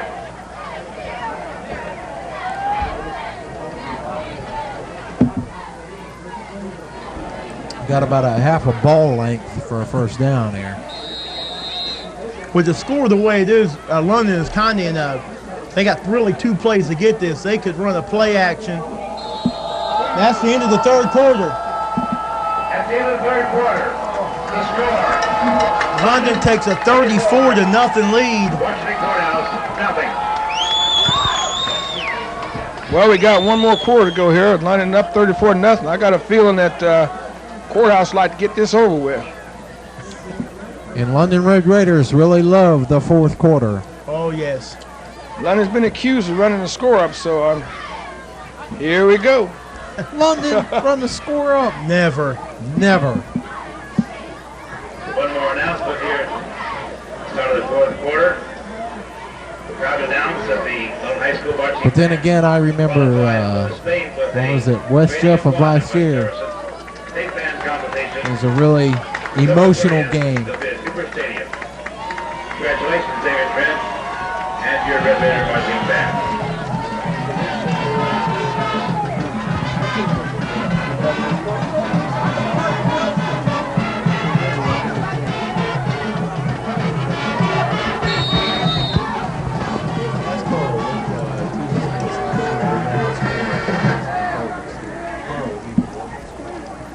London goes right back up the middle for the first down. Scott Sims, the ball carrier.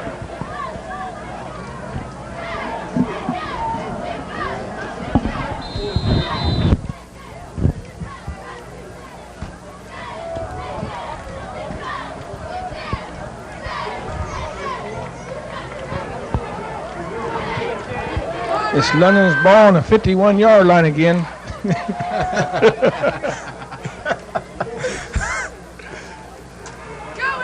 They go to the bull. He took it right back up the middle. It's called the running of the bull. And he ran some people over on that play. A little counter trap play right back up the middle. I know you guys don't know this guy, but the Bull Roberts reminds me of a fellow back in when I was in school. His name was Dave Tingley.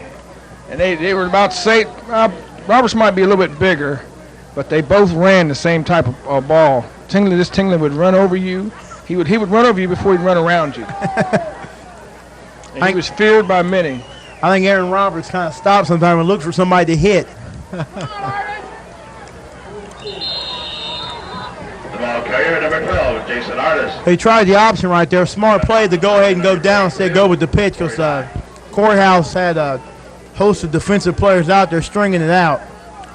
It's a possibility we're not trying to show too much because we still got the Alder game.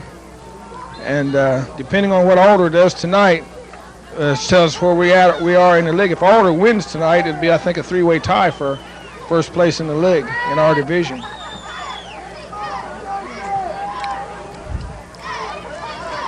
Harris right back up the middle.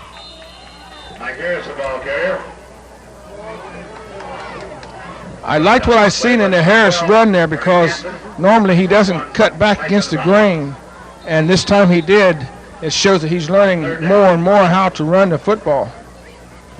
He's going to be a very versatile ball player.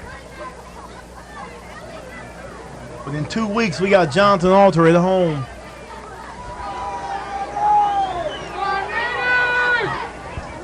I'm going to hire a new limo driver for you for that game. Harris takes over the left side, and he took it inside the 5-yard line. Flag down. Mike Donahue, number 5. Brian McCracken, a penalty marker on the play.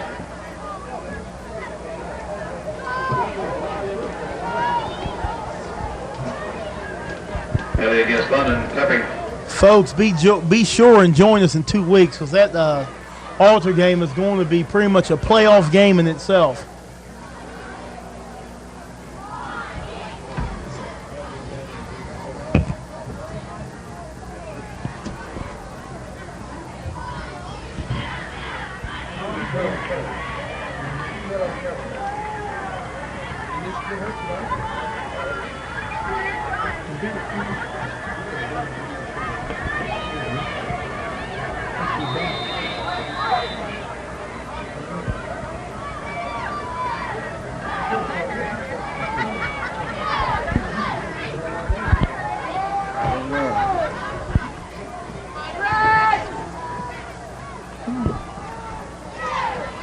Artist looking to pass, throws it to the sure-handed Aaron Roberts.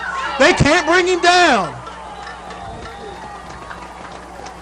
He got knocked off balance a little bit, but stayed on his feet. Roberts brought down on the play by number 22, Norman Evans. First down, London. The run by Harris was brought back, and they just threw a little pass right there to Aaron Roberts out of the backfield. He is a very good receiver. He's mostly noted for his run the ball strictly out of the backfield, but man, you can't underrate him as a receiver. He has very sure hands.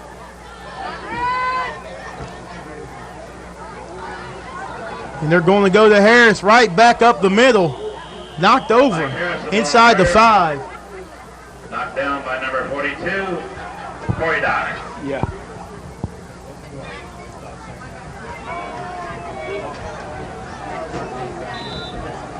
Yeah, I just realized we got Jeff Matheson on the sideline with probably an ice pack on his ankle there. Doesn't look too serious. I'm sure hoping the best to him and hope everything's okay for him. Stop the ball at the 4-yard line.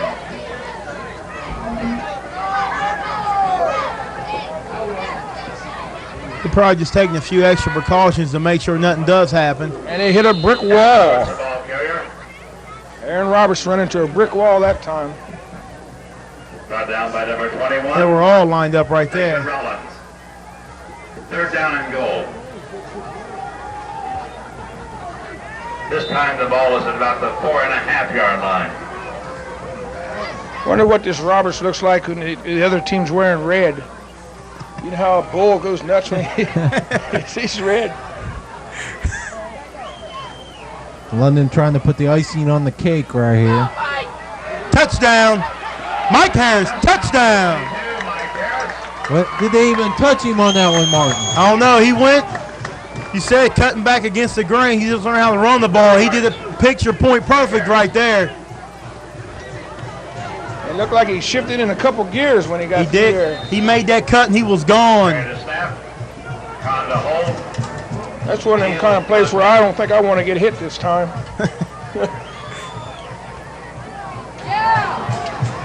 Brad Teal with the kick, and it's good. And for you folks on the bridge, 7:56 to play in the fourth and final quarter.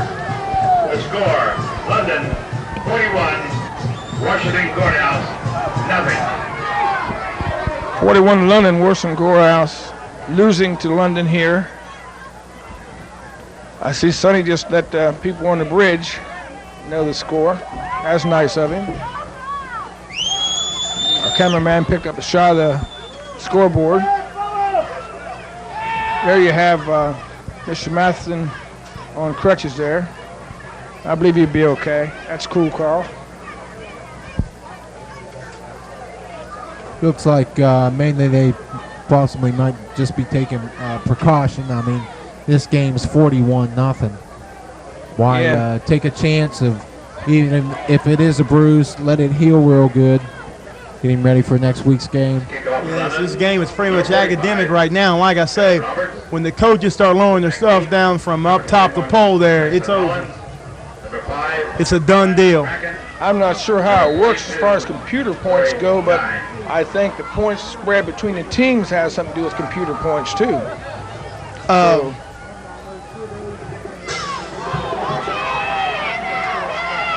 So if they look at how London is beating up on this team, I would say it has something to do with how the point spread's going to show up. That looked like to be a tad bit premature whistle right there. He was still going, but they blew it down. London got a break right there. 20-yard line of Washington Courthouse. First down 10.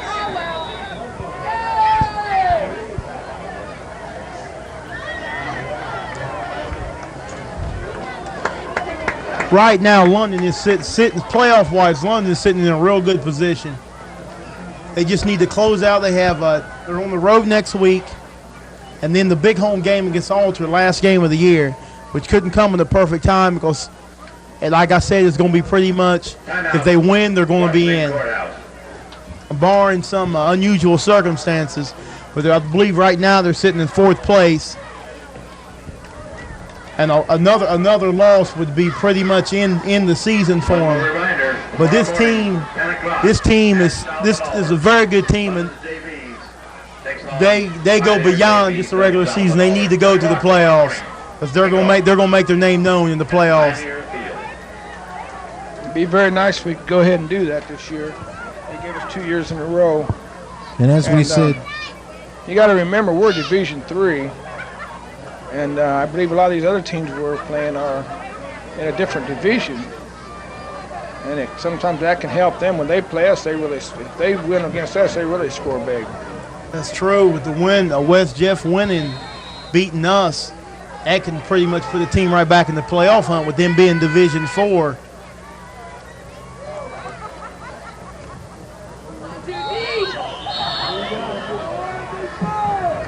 The ball carrier. Number 41, Brent Haley. Brought down by number 32 of London. Now they're starting to filter some of the starters out of the ball game.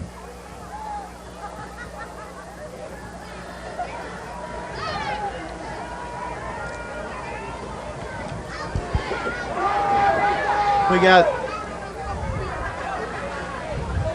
the Red Raiders are diving to get off the field, so we only have 12 men on the field. I don't think they really know who they did one on there that time. I don't know who slid right there, but that was a baseball game. Picked off. Number 31. Pete Gilkey, I believe, with the interception. He's running around. He gained 5 yards and lost 5. And he ran about 20. Yeah. Brought down the play by number 23, Tim Sidwell. It's like a game of tag out there. Game we used to play called 21 tag. Everybody was after him. Timeout, London.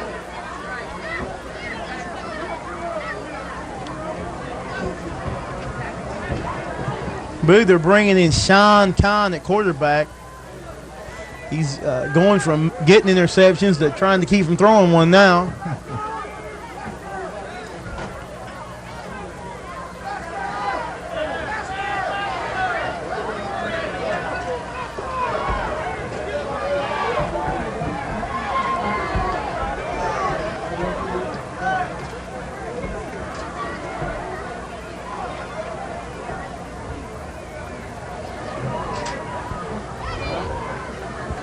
Yeah, we have a timeout on the field. Daubenmar's giving his second team a few more instructions. Come on, everybody, 2 more. Regular season games for the Red Raiders. Next Friday at Bexley. Close out the regular season here at home versus the Pioneers of Jonathan Alder. They're going to go over the left side too. That was Harris. Harris, the ball carrier.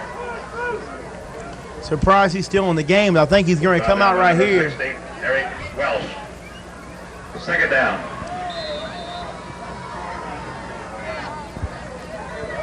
I guess sometimes you feel you got to leave one in there.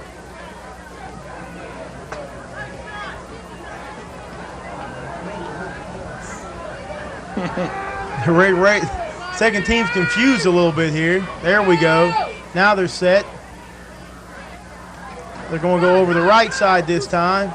Good run. Good second effort right there. Got him about an extra 3 yards. Little extra plunge forward. Harris running pretty strong. And number 42. Have we had Lester in the game Yeah, yet? he's just entered the game right now. Haven't seen much of him tonight. I guess they're going to turn him loose maybe and they see if he can outrun somebody. I know he can if he gets a step on him. Yes, he can. He does have tremendous There he speed. goes. And there it goes. He's going over the left side. Good That's a ball. touchdown. Did I call it or did There I he call it? goes. He called it. Touchdown. Junior Fred Lester. That's a good confidence builder for Fred because in the game at West Jeff, he come around like that and fumbled the ball. And it really took a toll on the London team. And actually, I believe that's what turned the game around against us. They went on down and scored a field goal, hit 10-0 ahead. So that's a good confidence builder for Fred. And he's got some speed. He can be a really asset to the London team. He is dangerous. You guys probably think that the coach looked up here and asked me what play to run, and I sent it down to him because it was just so evident. I knew exactly what they were going to do. I don't know why I'm so good sometimes. But must be ESP or something. Kick was no good. Luck. The score, London 47, Washington Courthouse, nothing. Martin, you got to quit writing down what you think and giving it to Gary back here. Hello, Miss Batdorf. We're going to get accused of running it up, but I won't see him break 50. That's terrible. I'm not going to talk that way because I got to live here. All I want's a win, and I like to see a good game. That's true, but you think an onside kick right here would be too much? Well, What if you meant to think kick it it and you would. accidentally squibbed it? who we got kicking here? I think they should. They got Teal kicking, so more than likely they're going to kick it on down the He was field. going for a field goal on the kickoff. Kickoff, London. With his leg, it wouldn't surprise me.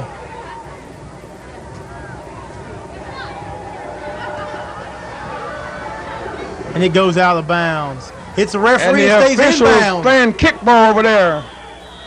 I think he's playing soccer. He was standing right by the out of bounds, but if it hits if the ball doesn't go out of bounds, it hits the referee. It's still a live ball. He's just an obstacle in the middle of the field. You got to play around him. Or run over him. Yeah, I've seen that done a few times. Teal's kickoff was taken off an official's leg by one of the Washington Courthouse Blue Lions. Out of bounds. First down 10. Spun the ball at the Washington Courthouse. The officials have done a real good job tonight, too. 30-yard line. You take a game like this, it's so one-sided. A lot of times you get a lot of animosity from the team who's losing like that. But we haven't heard too much of that tonight. It is true. There they go with the option. Good Martin, yard he tackle almost there. fumbled that ball. He did. I thought they was going to strip him there. Ball carrier. Nice little tackle there. Rick Hansen. Brought down the play by number 21, Brad Teal. Brings up second down.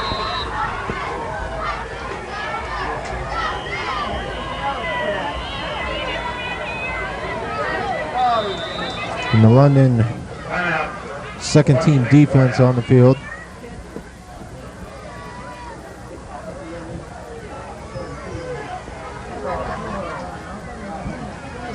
Well on our way to another Red Raider victory.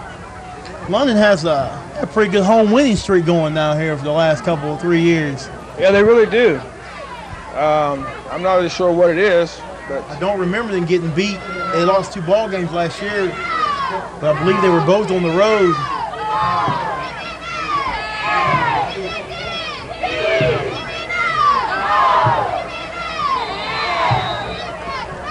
I'll tell you what, they might have to nickname this place Death Valley, because coming in here to play, it's tough. I agree with that one. Fumble on the no. Where is the ball? Where have you been? Looked like the quarterback went back down for it like he dropped it.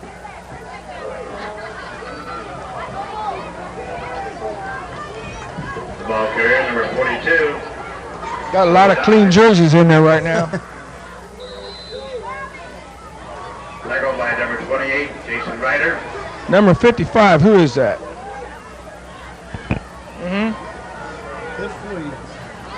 Jamel Napper. If he ever learned to play anything like his father played, I'd tell you what, you'd see a terror out there.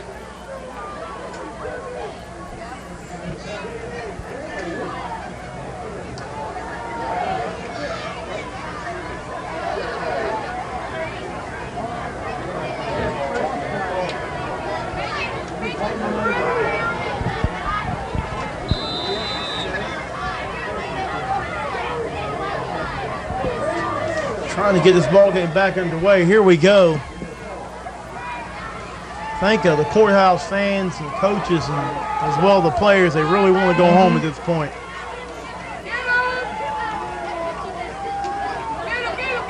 Nothing doing. No. Oh, beautiful fake. I think everyone got faked out. Yeah, on they that did. one. They got the first down on the play. We got flagged down.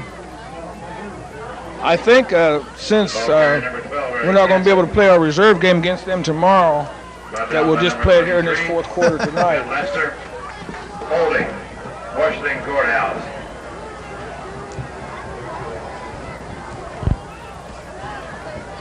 At number 8, Tommy Whitelow for London. How tall is he? He looks like he's about 6'9".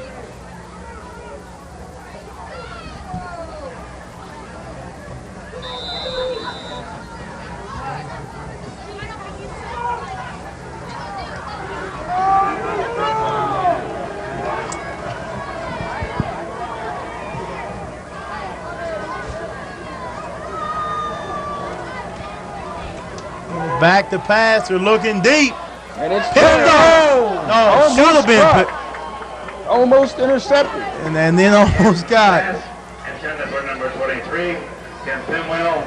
Larkins almost with an interception. 42, Troy Simmons. Troy Simmons just about pulled one off there.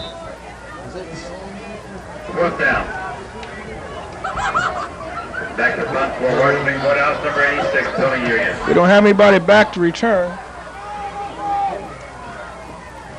Oh, and that was almost blocked. I believe it was tipped.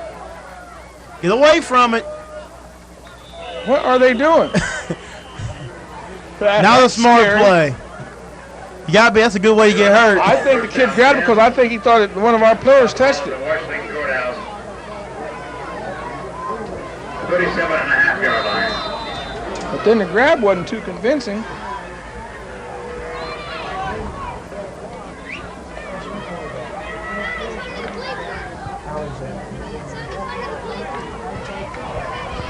Freshman. Well, I see we got that kid in the black socks out there again, that freshman quarterback, and I finally found out who it was Alexander.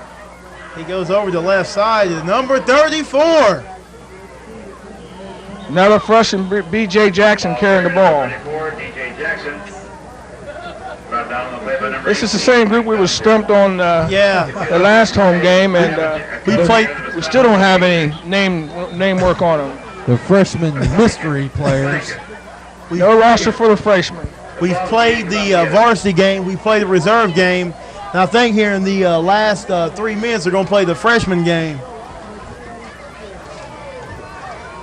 And all three have been all London. These kids are subject to score. Have been very impressive. Brought down the play by number 34. I want to see this freshman kid for London pass. He didn't do too bad the last game we seen. That's true. How much time? And what's About 2 minutes, 10 seconds to play here. 47-0 in London's favor. I think what we're doing here is we're getting back at what happened to us the other day when our junior high played. We kind of took it on the chin with a 55-0 loss to the Blue Lions. So I guess we'll come back here to get our points back with the varsity team. Yes, we own one. One more score and we'll have it. Be over 50. You better shut up. We've got enough points. So I just want them to look good. Finish out this game looking good. Oh, why not another touchdown? I know these kids would like to score, though. Yeah, just the young kids on here, confidence boost. Oh, that'd be something if freshmen scored. They would really love that. Ball carrier number 4 is Jared Alexander. Alexander kept that one for a couple. It'll be 4th down. We're under 2 minutes to play, and they're going to go for it. Now, see, this is where I like to see him come out and kick a field goal. Because I want to see what kind of leg he's got. They got number 8, Tommy Whitelow. He is tall. He looks like he's about 6'9". Yeah, Tommy's only about 6'2", 6'3". Oh! Lester with the first down. Ball carrier number 33, Fred Lester. And maybe everybody else out on that field must be really short because he looks like it. He looks really tall out there. Yeah, he does look tall. You see some helmets. They're stacking up to him right there beside him. Well, London's got some big kids on this team. They do, Must from be top to bottom. Must be something in the water or something. Some big players.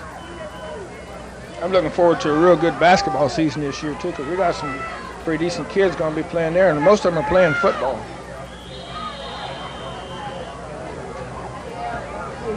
Take it over the left side. 45 seconds and counting. Brought down the play by number 16, Wade Weimeyer.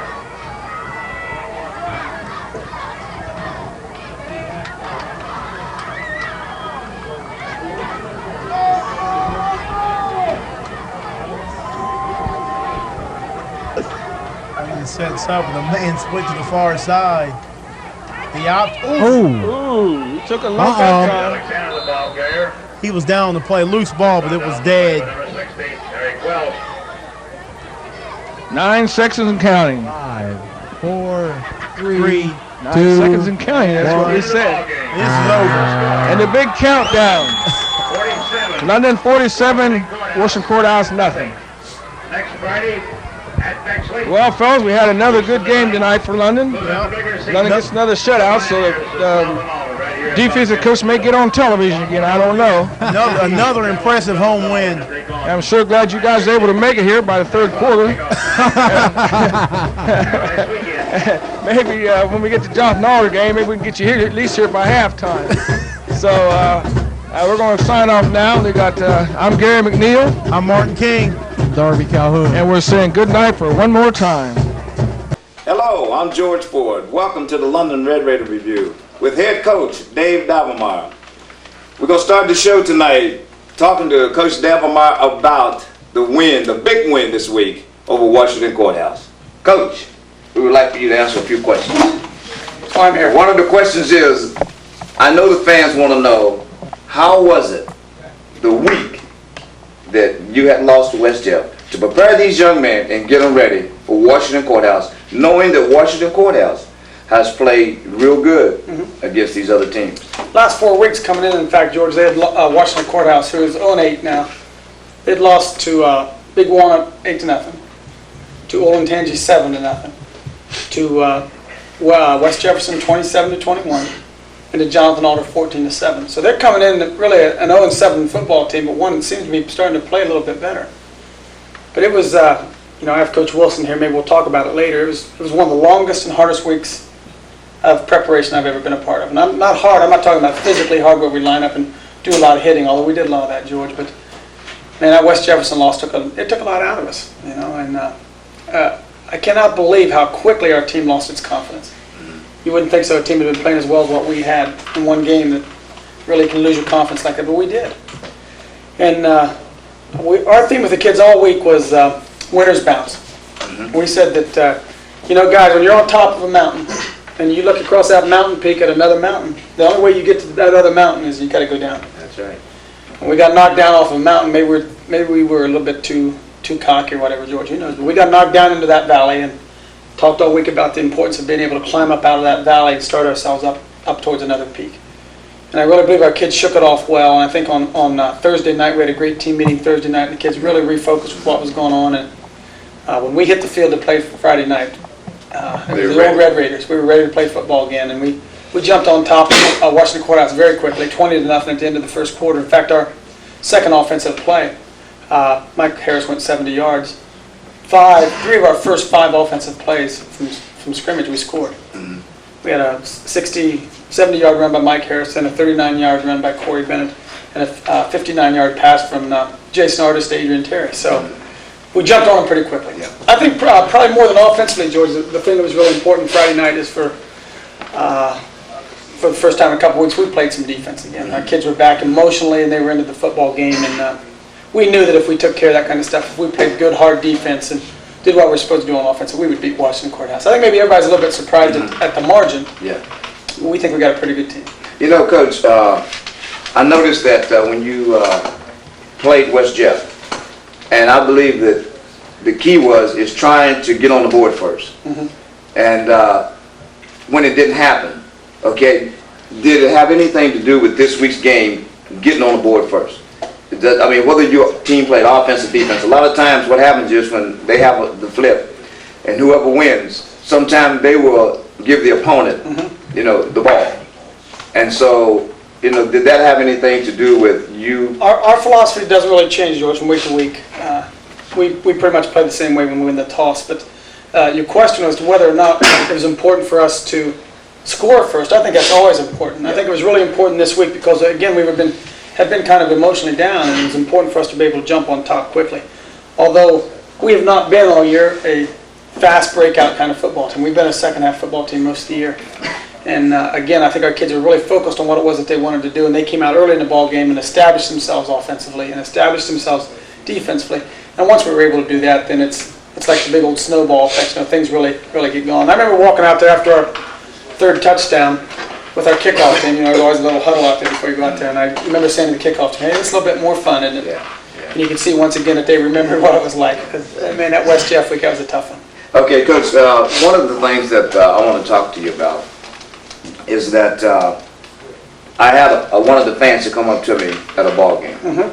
And we want to clarify this before we go any further into the show. The parent that came to me said that the time that we had the 9th grade team on here, Last week, okay, they had said something about playing Jonathan Alden. Right. And I think they said that what had happened was that we had mentioned on the television that they hadn't scored against us. And so therefore what happened was it seemed like it offended him because his son is a 9th grader, and they thought, wow, man, we watched this TV program. And for them to say something like that, trying to make them think that, London is so much better than anybody else. And so they didn't appreciate that. So at this time, I want to apologize to this parent, and I'm sure that if he's watching, he knows what I'm talking about. I want to apologize to him. But I also want you to just go ahead and elaborate a little bit on that. Well, I think that, if we said that, if I think Coach Booth and Coach Woodford were with us that night, if they said that we shut out West Jefferson, shut out Jonathan Alder, I wasn't going to argue because, I don't always remember what all the scores were. And I really go back and talk to them about that, George. But I think probably what they had in mind, and again, I don't want this to sound wrong, I think coaches a lot of times tend to go by how your number ones do against the other team's number ones. And I think that he's probably thinking, if that's what they said, he probably thought that the number one defense didn't allow Jonathan Alder to score. I would think that was probably the question. Because I think maybe the final score of the game, I may get all out of whack here, it might have been like 45-14 or 39-14 or something like that. So yeah, Alder did score a couple times. But I think if Coach Booth said that, he meant that they had not scored against what they considered to be their number one defense. We're not here to beat up Jonathan Alder, beat up West Jeff. We're here to talk about our kids, and we didn't mean to give out any misinformation. Right? Well, I just wanted to, clarify that and let this parent know that I'm hoping he's watching tonight, that, we do want to apologize for that, and we didn't want to do anything to hurt your son or anybody else's son. Right. We're just here to talk about, the football team and how they're doing. So, all right, Coach, well, we're going right now and see that you brought one of your assistant coaches, Coach Wilson, with you, and some of your players, Coach. Well, we introduce everybody, then we'll kind of go on and talk about it a little bit. What we want to really do tonight, George, is last week we talked about our freshman football team. This week we'd kind of like to feature our JV football team a little bit. And we brought some of our JV players on with us, and really to talk about what the whole purpose of our JV program is. That the idea is to get better, hopefully get to the point where you can play varsity, and that's why we brought some of the guys with us. First guy sitting there on my right side is Coach Mike Wilson, and I'm sure that any Red Raider fan out there knows Coach Wilson. Mike's been with us, third year now, isn't it, Coach? So we'll get to talk to Coach here a little bit more. 4 players that we have to bring with us tonight, if we can pan over on them one. First guy over here on the right side is junior Andy Rodeball. Andy is an inside linebacker and a fullback for us, and has made a great deal of improvement this year. We'll talk to Andy in a minute. Beside Andy is center and defensive tackle Lance Worthington. Lance is only a junior, as is Andy was only a junior. Beside Lance is again another junior, David Nagy. Dave's a guard for us. He's a defensive end, a defensive tackle. We played Dave several different places, and he's really coming on strong as of late. And then we have a sophomore with us by the name of Adam Fincham. Adam is a defensive tackle, I guess. He plays guard, he plays offensive tackle, but he's really beginning to show some great improvement as well. So we'll talk to all those guys here in a minute, but maybe we can first of all begin by talking to Coach Wilson a little bit. Coach, maybe you'll explain to everybody the big change that took place, first of all, in your life in the last year. With many people know out there, some don't know, that Mike was not a teacher. Mike worked at Sears. When Sears closed down, Mike was without a job like so many other people, but Mike's a great guy to have around because he represents everything we talk about, and that's when you hit the bottom, man, you got to jump up running. And Mike, maybe you can explain to everybody what's going on in your life right now.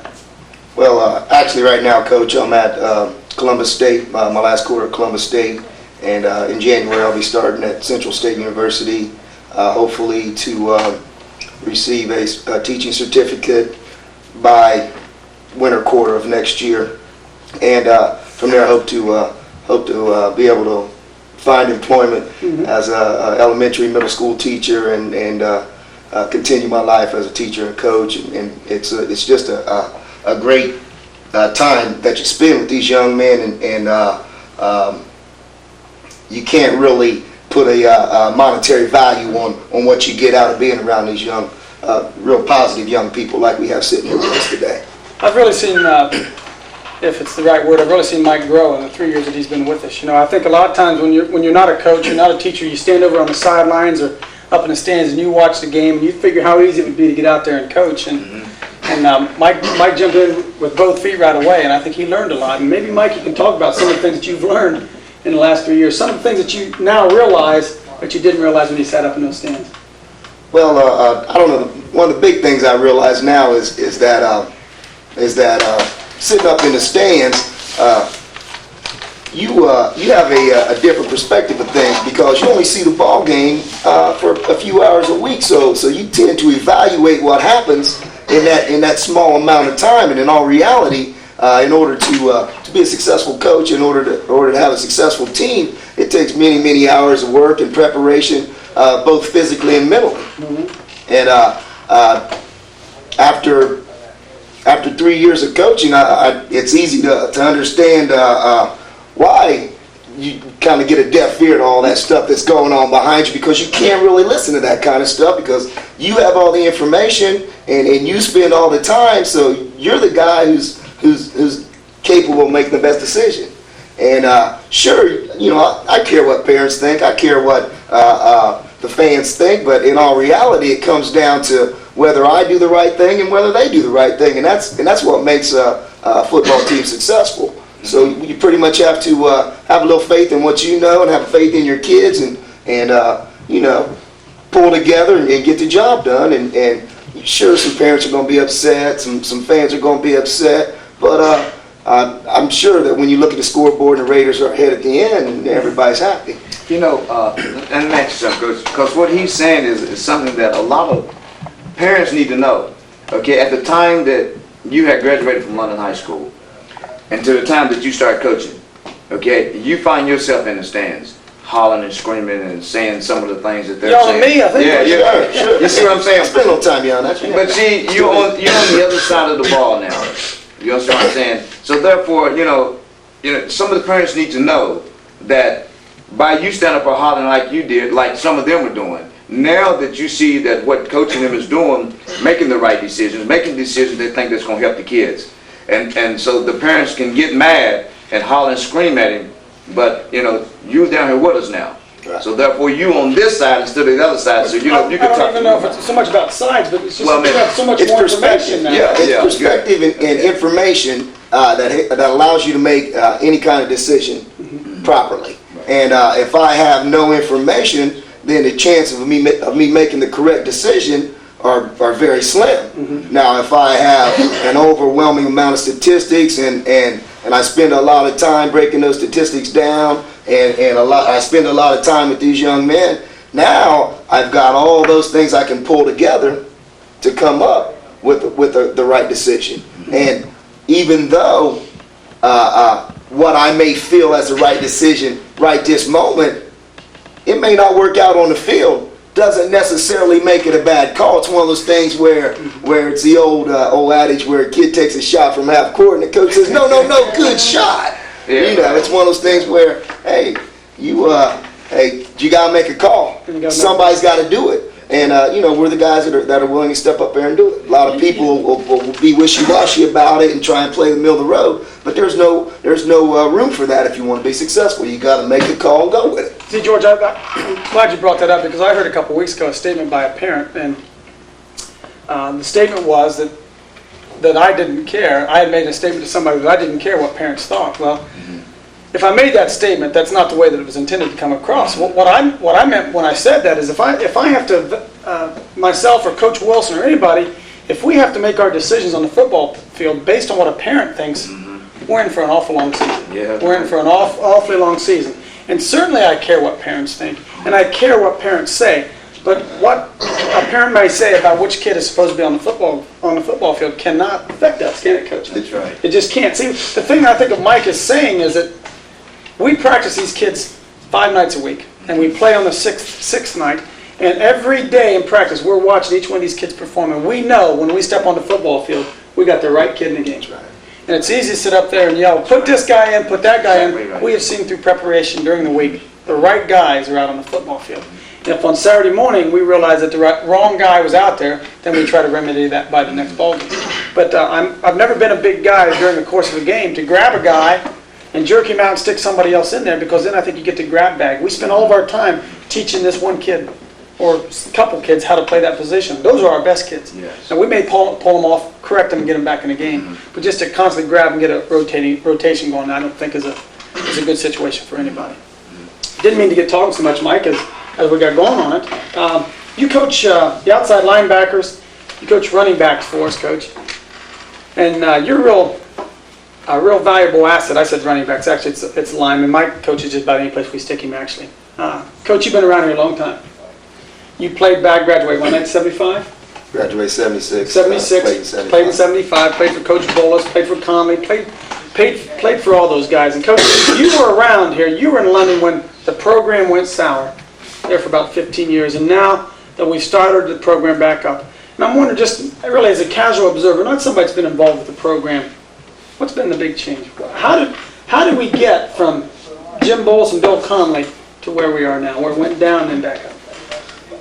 I think I've told you this before, Dave. I honestly feel that we went through a period in the mid-late 70s, early 80s, where we were very, very good, and it got to a point where all you had to do was have on a Red Raider shirt, and you were somebody in town.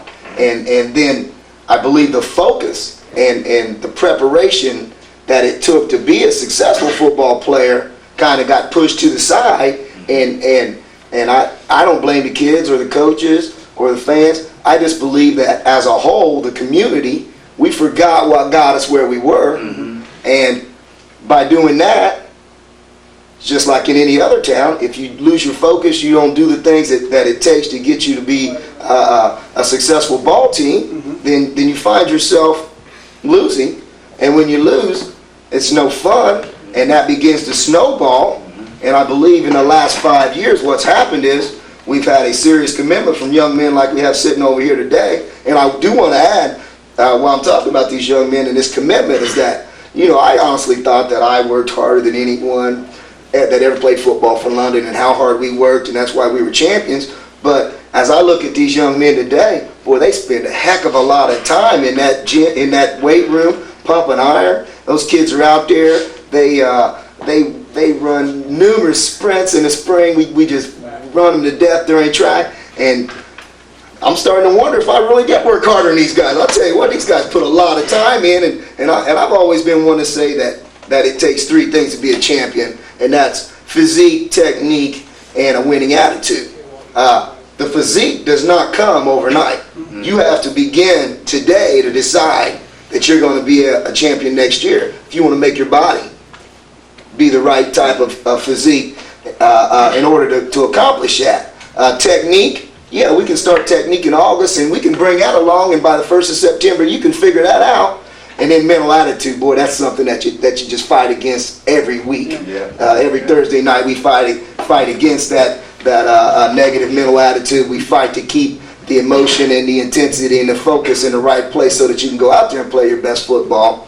But I believe that the kids nowadays, or in the last 5 years, have put the time in during the season, during the off season, and instead of hanging around doing all the wrong things, these kids are getting in the weight room and doing the running, doing the lifting, and they get together, and all that stuff is conducive to winning. And once you've laid the foundation for that kind of stuff, hey, the younger guys pick up on it, and I honestly feel as long as we keep that attitude and keep that commitment around London, that we're in for another strong 30 years of football like we had when I was a young man and a child of the way that I grew up with London football. You know, I think that Mike's talking about the weight program and how far really our entire football program has come. I know the four guys that we're going to talk to here tonight, George, there was a time when they would have all been varsity starters, as they are. I mean, they're that good. But I believe our program has elevated itself to the point where Mike says it's no longer you just put on the red and white and run out there and play. It's guys who are putting in the most time and what was that? Physique? Technique and mental attitude. I kind of like that. And we have a lot of guys who are working real hard to try to get their physique where they need to get it. And it's been a big difference in our program. I don't think there's any doubt about that. Coach, I guess final question before we move on to some of the young kids. How would you explain the difference in the attitude of our football team, West Jefferson week, and what we saw on Friday night? You know, here's what I hear, Mike. I hear people say, well, sure, Courthouse, well, man, they're 0-7. Those guys got a whoop on Courthouse, but West Jeff, tough football team, they can't suck it up enough to get it done. I just wonder what your comment would be on something like that, being a part of it and seeing what happened. Basically, as I said before, the mental attitude is something that we battle every week. And I honestly believe that when you begin to beat teams the way we had that first 6 weeks, that sometimes you begin to take for granted the emotion and the focus that it takes to beat a team like West Jefferson. And West Jefferson's always going to be strong. But if you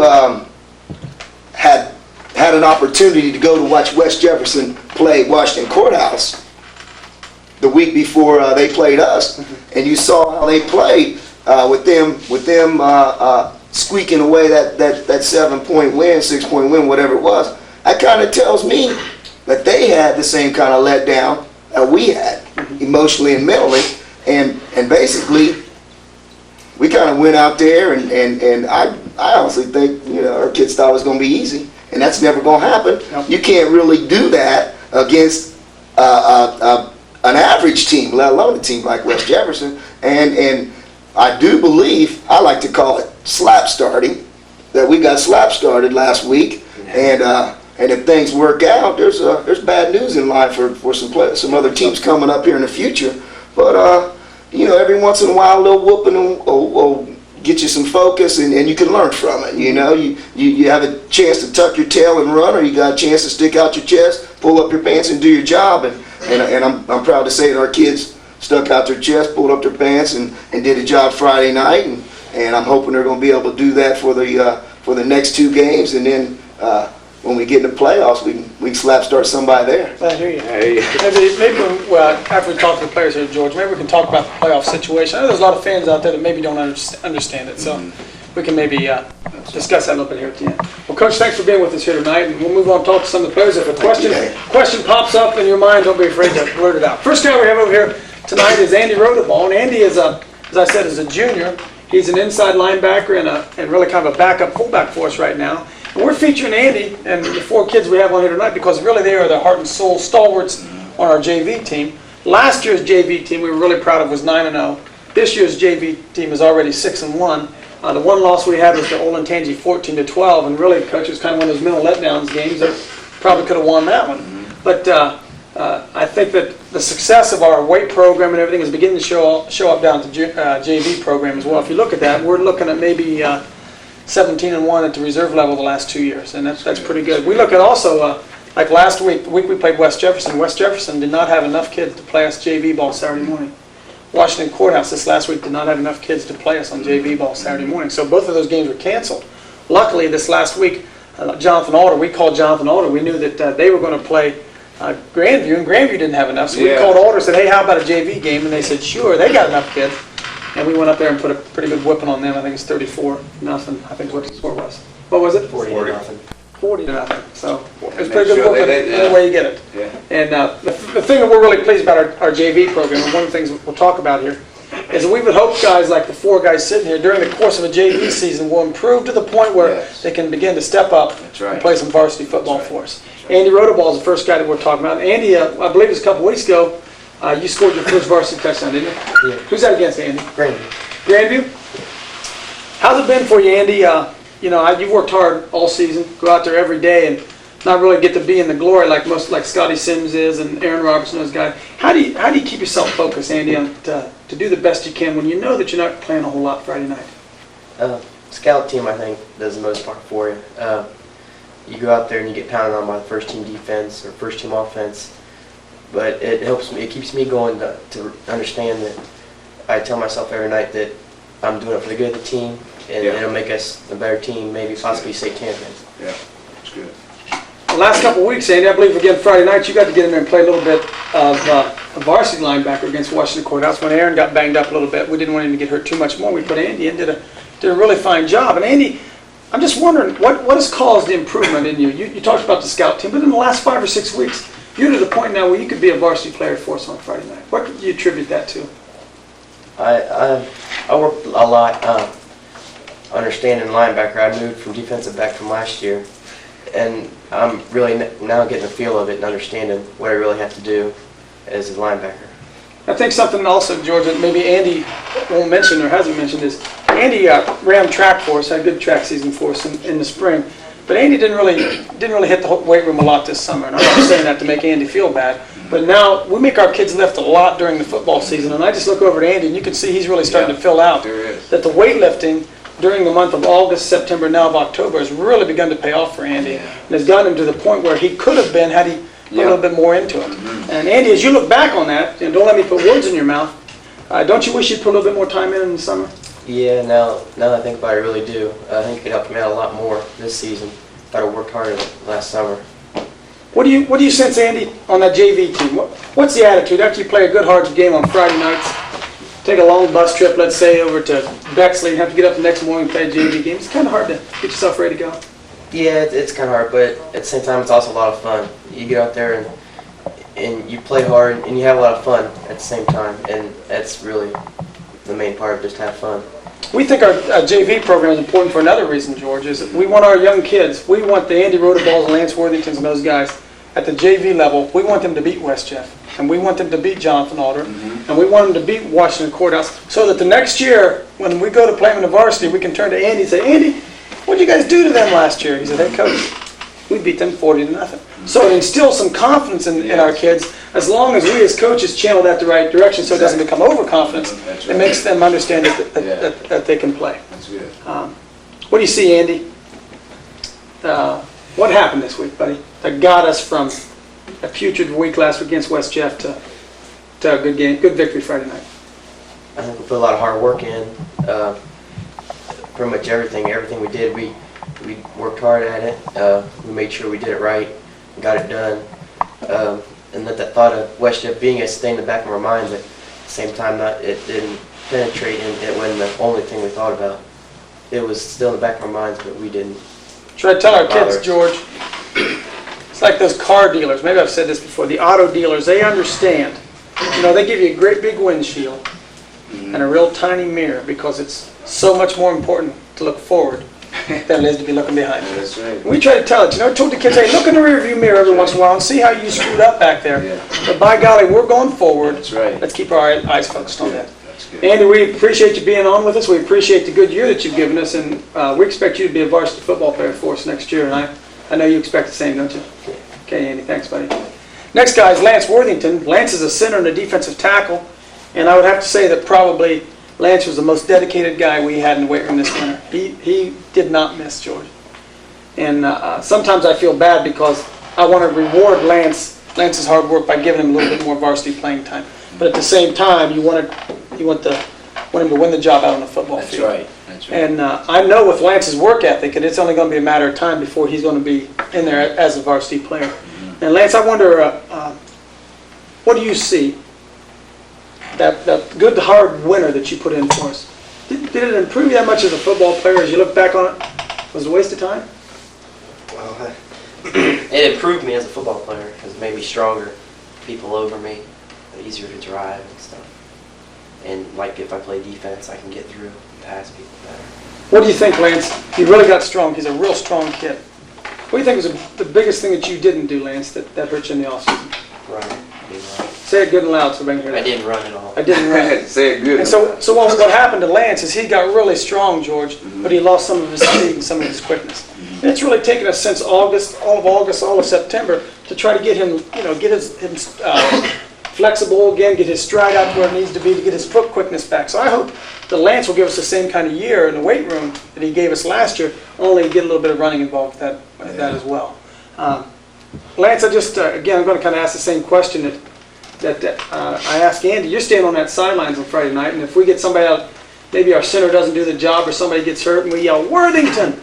How do you keep yourself primed up from standing over there trying to keep warm to next second being in the game snapping the ball? Well, like West Jeff, when he put me in the game, Short wasn't playing so well. And I wasn't even really nervous. I knew I was going in because I knew I had prepared myself enough and I was going to do the job. So most times you're actually standing over there wanting to win a chance, aren't you, Lance? Yeah, I do want in the game. I'm ready. How do you handle that, Lance? It's really tough. Everybody who works hard wants to be in that game, George. That's right. Yeah. How do you handle that, Lance, of wanting to be in there but keeping your mouth shut so you don't ruin the unity on the team? I just like to just cheer them on, and when we in practice during the week, I work hard against Short and Mark Short, and try and just beat him out. He does. He does work hard at it. And Lance has been getting a little bit more playing time the last couple of weeks, and we anticipate more and more that happening. He's a classic example. Some people will say, if the kids don't lift, they never play. And then other guys will say, he only plays the lifters. Lance is a classic example of a guy who was a lifter that didn't get to play as much as he wanted to. So that's not true. We try to develop the overall football player. And I know that Lance is going to give us a great off season and be a starter out there for us next year. I'm real confident of that. Lance, how do you think the team attitude is as far as bouncing back last week's victory, heading into Bexley, heading into Jonathan Miller down the road? Well, we didn't prepare ourselves last week for West Jeff mentally. Like you told us, we need to do mental push-ups. Mm-hmm. And I think that hit everybody, and that's still in the back of our head. West Jeff is in the back of our head. We just got to forget about that.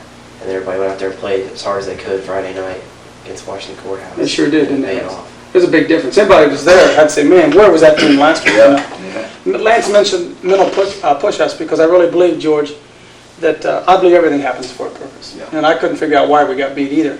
But as the week wore on, I really began to see that we were not a mentally tough team. Yeah. We were not real mentally disciplined. I know people have seen us have 15-yard penalties and that kind of stuff, and we just weren't very mentally tough. And I believe that we got a slap in the face. What was it you called it? Slap start. We got a slap start last week. I believe that. And I believe it toughened us up. And I think that only bodes well for us down the road. Right. Lance, appreciate you being with us tonight, buddy, and let's finish this season strong, and let's keep playing clear through December 3rd. Sound good? Mm-hmm. Okay, buddy. Next guy next to him is David Nagy. Dave is an offensive guard. He could probably play any place on the offensive line because he was a center at one time. He's big enough now to be a tackle, and plays defensive tackle. Played a lot of defensive tackle for us the other night against Washington Courthouse, and is going to continue to play more. I know Dave. I told Dave this earlier in the year when the season began. I had Dave Nagy penciled in as a two-way starter. I really believed that he was that good a football player. I know that he's been disappointed because his playing time hasn't been all that as much as what he wanted to be. Mm-hmm. I wonder, Dave, do you know why maybe you haven't played as much up to this point you should have? Well, over the summer I didn't have a good weight. I wasn't in the weight room that much over the summer because I was playing summer baseball. But lifting really is the key to make you better, and I didn't get a good summer. And we don't take it out on him. Right. But I mean, we're talking about a guy who last year, Dave, at the end of the season last year, Dave was probably about 205. And he played baseball. Remember, I was a baseball coach, so I want the kid playing baseball. I don't have any trouble with that. But he's playing baseball and going to baseball camps. And where he left us last year at 205, he came in this year, what, about 190, 195 days? 195. So actually, he was 15 pounds less than what he had been at the end of the year before, see? And what we had hoped Dave would do is take that 205 pounds he left us with and put on 10 or 15 more, come back to 220 ready to play. But it's the exact same situation I talked about with Andy. After we got a hold of Dave in August, and we got him lifting August, and September, and October, now his weight's begun to go up, his strength's begun to go up, and he's become the type of football player that we knew that he could be. And again, Dave, same question I asked Lance, sort of. How do you handle the disappointment of expecting to play, and all of a sudden, hey, you aren't in the game? Well, I just handle it by they said by just going out and practice and work as hard as you can, and make the coaches look at you a little more when you do something good on a scout team, but make the offensive players look bad, and just try to work as hard as you can. Dave, Lance mentioned that. Can you explain to everybody what you mean by scout team? Well, it's like the best 11 players that are not on like first team go against like on, let's see, we're on our first team offense, we got like best 11 defense players that are not on first team going against each other and just working as hard as you can. So what we would do, like we're playing Bexley this week, Dave Nagy and 10 of his wild buddies they'll get over on the other side against the number one, and they'll act like they're Bexley. Yeah. So we call them the scout team. And there's no doubt that the last 3 weeks in practice, Dave Nagy has impressed our coaching staff on the scout team. Now, how many times have we told kids, get in the scout team and impress There you go. And can I just put something in here also, Dave? I noticed that Lance talked about, and Lance put in a really, really strong year for us in the weight room last year. And he talked about being on the sidelines and knowing that he's ready to play. And it's that mental confidence that comes with doing all that lifting and doing the work. And Dave's at a point now where he's a varsity player and he's ready to play, but it took him 2.5 months of lifting weights to get mentally where he needed to be, to have the confidence to do the things that, in all reality, he could have probably done those in August had he been mentally ready to do it. But it took 2 months, pumping iron and working hard in the weight room, for Dave to get the mental confidence in order to let his physical things come out. And once again, we go back to, hey, what are you doing in January? What are you doing in June? And that all pays off in October, in November, or December. Now, Dave, the question is, you said that do you wish that you'd have started last winter and worked your way all the way up to football season this year, and you feel that you'd be starting if you hadn't just took the summer off and got in the weight room? Do you believe that really hurt you, or do you think that would have helped you even more to be a starter? Well, I put a pretty good winter in. He did. And I took like basically the summer off, and that really did hurt me real bad. Because the reason I'm asking that question is because I had a kid to tell me that I'm going to play, and I'm going to prove to the coaches that I can play without going in the weight room. You see what I'm saying? And I said with myself, I think that you need to be in the weight room. You're small, but I know you're strong, but I believe those weights will help you. I believe a lot of kids can play without going into the weight room. I believe it, but how good do they want to be? I don't care who the football player is. Dave Nagy may be good enough to play without lifting weights, but Dave Nagy will never be as good as Dave Nagy could be without getting in the weight room. There are guys, George, who are on that football field, not many, but some who are on that football field who have not really paid the big price in the weight room. And we make them during the season, not during the off season, but they happen to be just good enough athletes that when the ball snaps, they're good enough to be out there on that football field. But how good could they have been? That's something we'll never know. Are they better than the guy behind them? Yeah, they are. We tell a big guy like Cliff Williams, Cliff, it's great if you're the strongest guy on the football field for our team, but you've got to be the strongest guy on both teams. It's not good enough just to be London's strongest guy. You got to be the strongest guy when we play against West Jeff, and the strongest guy when we play against Northeastern. And sometimes kids don't always get that. These kids are beginning to learn that. And you know what happens with a program also is and there are exceptions to the rules. There are kids that can just step out there and play with that one athletic ability, but you cannot have a winning team like that, because there are 22 there aren't 11 kids in London that can just step out there and play. Yeah. There may be 2, Yeah. maybe 3 that can just jump out there and athletically do it. But overall, if you let your program, deteriorate to the level where you feel like you're just going to step on the field, put on a red shirt and win, you're ultimately going to pay the price. See, here's what's good about it, George. The whole thing, and just I kind of reflect back because again, talk about that rear view mirror. Every once in a while you got to look back. We're going to be 9-1 this season. And Mike, you remember 6-7 years ago, 9-1 was pretty much unthinkable, wasn't it? Oh yeah. But it's because of exactly what we're talking about over here. We've got a group of kids who've committed to getting in there and doing it. And when the season starts next year, when we line up these guys as seniors, Lance Woodland, you guys expect to be 10-0, don't you? They expect to be 10-0. And I think a lot of times as fans, I hate losing to West Jeff too. But as fans, you got to step back and think, no, wait a minute, we've come a ways. We've got a ways to go, but we're certainly getting there. Dave, you played well the other night against Washington Courthouse. Really did well as defensive tackle. Will you find this week your mental preparation, is it going to be any different knowing that you're going to be playing more than what it might have been if you hadn't been? Yeah, I prepare myself a little more because, let the weight room get pumped up a little more, and on the field, you gotta work harder because I really don't know, but I'm just gonna work real hard doing it. Listen, I just feel like I'll say this. I have a son too, and one thing I admire most about my dad, my own father, is the whole time I was playing sports, my dad never said a bad word about any of my coaches. I don't know if you ever had him, if your dad or not, Mike. He never said a bad word about the coaches. Now, I know there are some coaches that he didn't think a whole heck of a lot about. But Dad never said it in front of me. And I think that a good lesson for parents maybe to teach their kids is even if, parents, you think your son's getting a raw deal, which I know as parents sometimes you feel that. As I said, I feel that way sometimes about my own son when he's out there playing. If you think your kid's getting a raw deal, I really believe the worst thing you can tell him is he's getting a raw deal. Yeah. You have to teach him that even if you're getting a raw deal, son, you have got to work hard. There's got to be something that you can do to impress that coach. Mm-hmm. And I think as parents we tend to, if Zach's messing up, my son Zach, I try to say, well, Zach, you're doing okay. The coaches just don't appreciate it.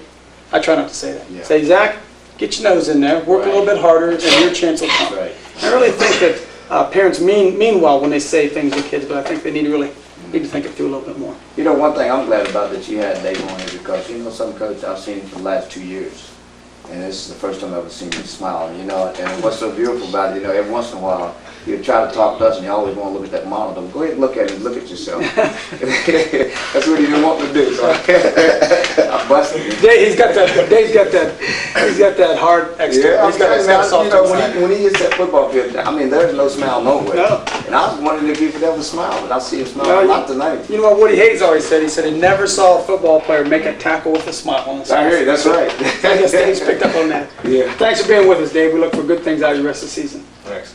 Next guy with us is sophomore Adam Fincham. Adam has played, I guess you would say, sporadically during the course of the year. Some as an offensive tackle, an offensive guard, and some as a defensive tackle. And Adam, being the young puppy sitting here, what was the biggest difference for you, Adam, when you stepped from freshman football to varsity football and realized maybe you had a chance to play? Well, it was a surprise, and I just. What's to say? You didn't think that you were going to have a chance when the season first began, Adam? No. Well, yeah, I did, because I think I worked pretty hard in the weight room over the winter and summer. And I knew if I just did that, then I could have a chance at maybe varsity level. He had the opportunity last year as a freshman. At the end of the freshman year, he came to the weight room a lot. One of the few freshmen that did. He did, Shad Good, a couple others. And you could just see him, Adam, step back and watch. He's watching Jay Hoy and Aaron Roberts and some of those guys really getting after it on the weights. And he learned what it was all about. And he got himself, over that winter and over the spring, he got himself to a position physically or physique-wise, right, Coach?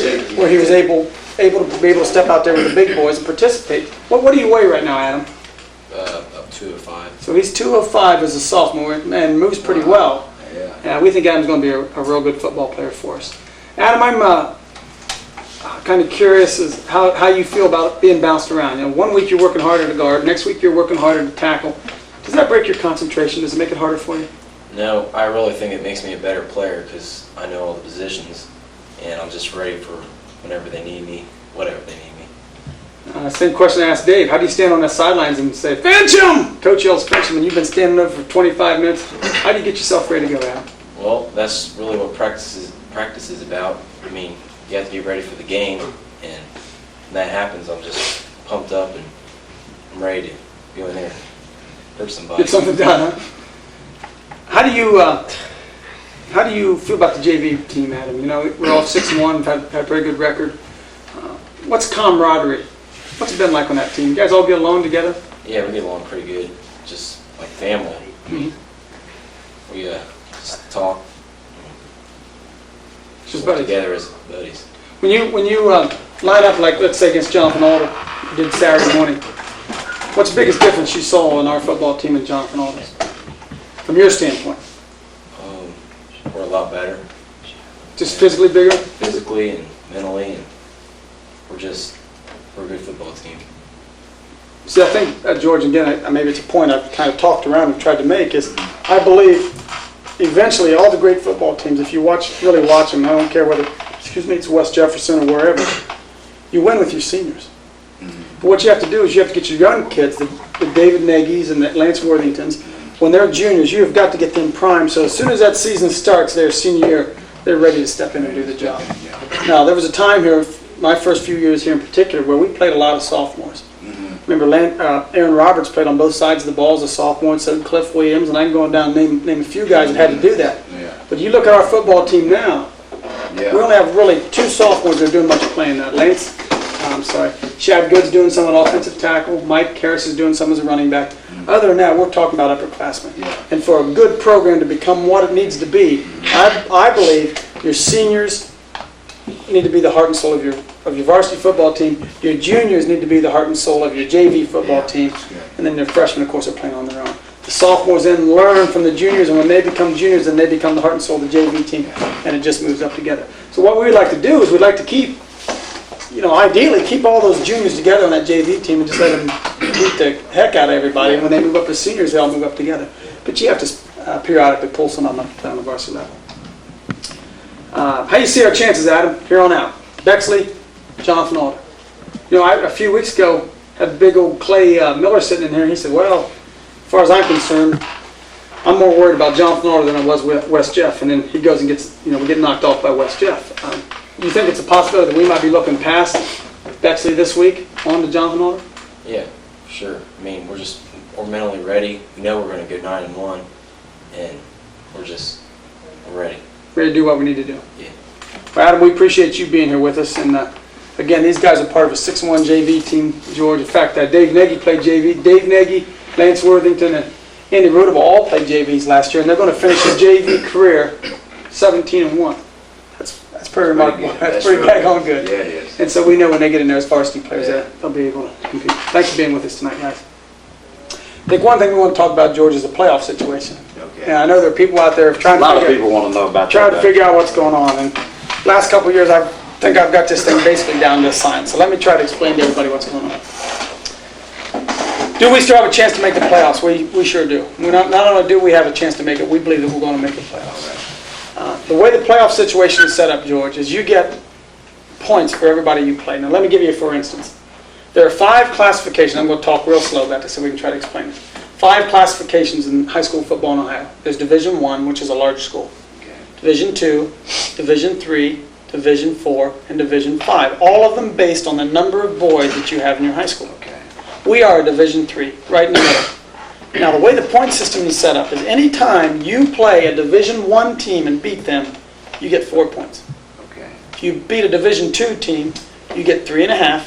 If you beat a Division III, you get 3 points. Mm-hmm. Division II is worth 2.5, and a Division 4 is, Division 4 and a Division 5 is worth 2 points. Mm-hmm. So here's how it happens. London, opening game, beats Madison Plains. Okay. Madison Plains is a Division IV football team that is worth 2.5 points to us. Okay. The rest of the year, everybody Madison Plains beats, we get their points. Okay. So if Madison Plains goes out and beats a Division III team, Madison Plains gets 3 points for beating that team. Right. We get their 3 also. Okay. Next week we go to Circleville. Circleville's a Division III team. We beat Circleville. We get 3 points for beating Circleville. The rest of the year, every time Circleville wins, we get points. right on down through the schedule, all the way through. Now, as we get to the end of the season here, the point values add up so much quicker because we're going to play, last week we're going to play Jonathan Alder, and that one football game is going to be worth probably 25 computer points to us. Now, we'll get 2.5. If we beat Jonathan Alder, we get 2.5 points for beating Jonathan Alder. But we're going to get 22 points for all the people that they've already beat. And so you take all of that and you add it all together, and that's why it's so hard to figure out who's doing what. See, what I've done right now at school, I have this whole thing mapped out, every team and who their opponent is. And I can look down through the computer ratings, and I can tell you who Hamilton Baden's going to play next week and what their opponents, all the people they've already beaten, who they play and everything, to try to figure out how this whole thing is going to fall out. It looks like to me that if we went out and a couple things fall the right way, we're going to be back in the playoffs at 9-1. Now, we made it last year at 8-2. To clarify something else, it also appears to me that Jonathan Alder and West Jefferson, the winner of that football game, has a chance to get in. But I would not say that they're in. They have a chance to get in. If Jonathan Alder were to beat West Jefferson and London, Jonathan Alder will make the playoffs. If Jonathan Alder beats West Jefferson and loses to London, it's still going to be very close. And the reason is they happen to be in a region, Division 4. They're not the same size as us now. It's two different divisions. Okay. They happen to be in a division with some really good football teams. Cape, Cincinnati Academy of Physical Education's in there. Columbus Academy's in there. Versailles is in there. Remember, only the top 4 go. So it's a possibility that, yes, West Jefferson beat London, went 9-1. London got in the playoffs. West Jefferson didn't, just because of the way the computer thing is set up. Okay. Now, people also say, well, you beating guys 47-0 so you can get more computer points? Got nothing to do with it. Nothing to do with A 14-13 victory is the same as a 114-13 victory. It's all worth the same amount of points. Good. So we never put people in there, run up scores on people to try to get more points. That's absolutely not the way that it works. So what has to happen for London to make the playoffs? We got to go 9-1. We go 9-1. We're going to be in. I mean, I just can tell as I look down there who people have to play and what goes on. I've got it figured down pretty tight, and we're going to be back in the playoffs. So we heard somebody say over here, or maybe it was Coach Wilson say about getting wakened up. We think it prepares us for bigger things down the road. Now we can't do anything about the fact that we're 9-1 and in, and West Jefferson's 9-1 and they're not in. We can't do anything about that. Right. That's the way the system's set up, and people in West Jefferson may scream and holler about it. What's happened, see, George, the reason West Jefferson is so far behind in computer points, if I were to run down their schedule, they lost the first week to Wheelersburg. You get no points if you lose. You get no points, and you don't get any points for that team the rest of the year. So they lost, 13-7 in overtime to Wheelersburg. Not worth any points at all to them. Next week they play Franklin Heights, who now I believe has won only 3 games. Then they played, I don't want to get their schedule out of whack, but they played Johnstown, who hasn't had a very successful season. Madison Plains has not had a successful season. They played Utica, who's not had a successful season. They played Bexley, who's not had a successful season. And Grandview, well, they haven't played Grandview yet. But the people on their schedules have not been winning. They haven't been winning. Now you look at our schedule and say, well, how come London, you're so better off? Well, Springfield Northeastern, we beat Northeastern. They look like they're going to be 8-2. 7-3, somewhere now. That's a pretty successful season. Yes, it is. Looks like Big Walnut's going to be maybe 6-4, and Olentangy's going to be in the neighborhood of 5-5, and maybe Circleville in the neighborhood of 5-5. Yeah. So the people we beat have been winning. That's how you get. That's how you get in the playoffs. So even though West Jefferson maybe be 9-1 and have a great football team, because their schedule, the opponents they played, did not win, it's going to keep them from getting in. I don't always think it's fair, George. But that's the way it's set up. Well, I tell you what, I'm really glad you explained that, man, because when people see me and say, well, man, I don't think that they can do it by a computer, and man, I'll be thinking, well, they say, well, maybe they need to run the score more, to get more points. And I'm glad that you explained that, not only to them, but to me too, because that has nothing to do with it. It has nothing at all to do with it. And I think that's great that you explained it the way you did. I'm not sure it's the best way, George, because here's what I don't like about it. Let's say that, take West Jefferson, and let's say West Jefferson loses the first week to Wheelersburg, which they did. And then they win the rest 9 football games. Obviously, at the end of the season, they're a pretty daggone good football team. But having lost that first game, it's like the rest of it doesn't mean anything at all to them. Or I think last year with our football team, when we had Carl Ray King, early in the year, Carl had a sprained ankle, and he wasn't at his peak performance. And I really believe we lost 2 football games because of that. And the fact that when he gets healthy, now all of a sudden we've become a great football team. It doesn't help you if you've already lost those games early. I really think in basketball, the difference between basketball and football is at the end of the basketball season, whoever wins that state champion is the best team playing at that time. Yeah. Doesn't matter what the Yeah. record is, Right. the best team playing at that time wins it. And it's unfortunate that in football it's not the same thing. Maybe the last half of the season you can get on a string where you win 4 or 5 games and then go into some type of tournament and just have everything going your way. So it's not the best system, but it's the only one we have to work with. Well, Coach, I don't think you can explain it not much better than you already have tonight, because like I said, a lot of people been wanting to know about that. And so now, all they need to do is tune in on this TV show and they'll know what's going on. They'll know exactly what's going on. We don't tell our kids. We tell our kids not to worry about it. Say, hey, 9-1, beat Bexley, beat Jonathan Alder, And then let's go from Then there. we'll count them up at that point. Well, Coach, we want to thank you tonight for having Coach Wilson and some of the JVs on, and I think you guys are doing a great job. And like I said, Dave, keep smiling off the field. I know you're not going to smile on the field. Coach Wilson, thanks for coming on tonight. Coach Dave Davamar, you've answered every question. I think that We need some more questions. we need more questions for this guy, man, because this is really his show. I just sat here and look at him, so he helps me tremendously. So this is it for another London Red Raider show. So tune in next week. Same time, same place. See ya.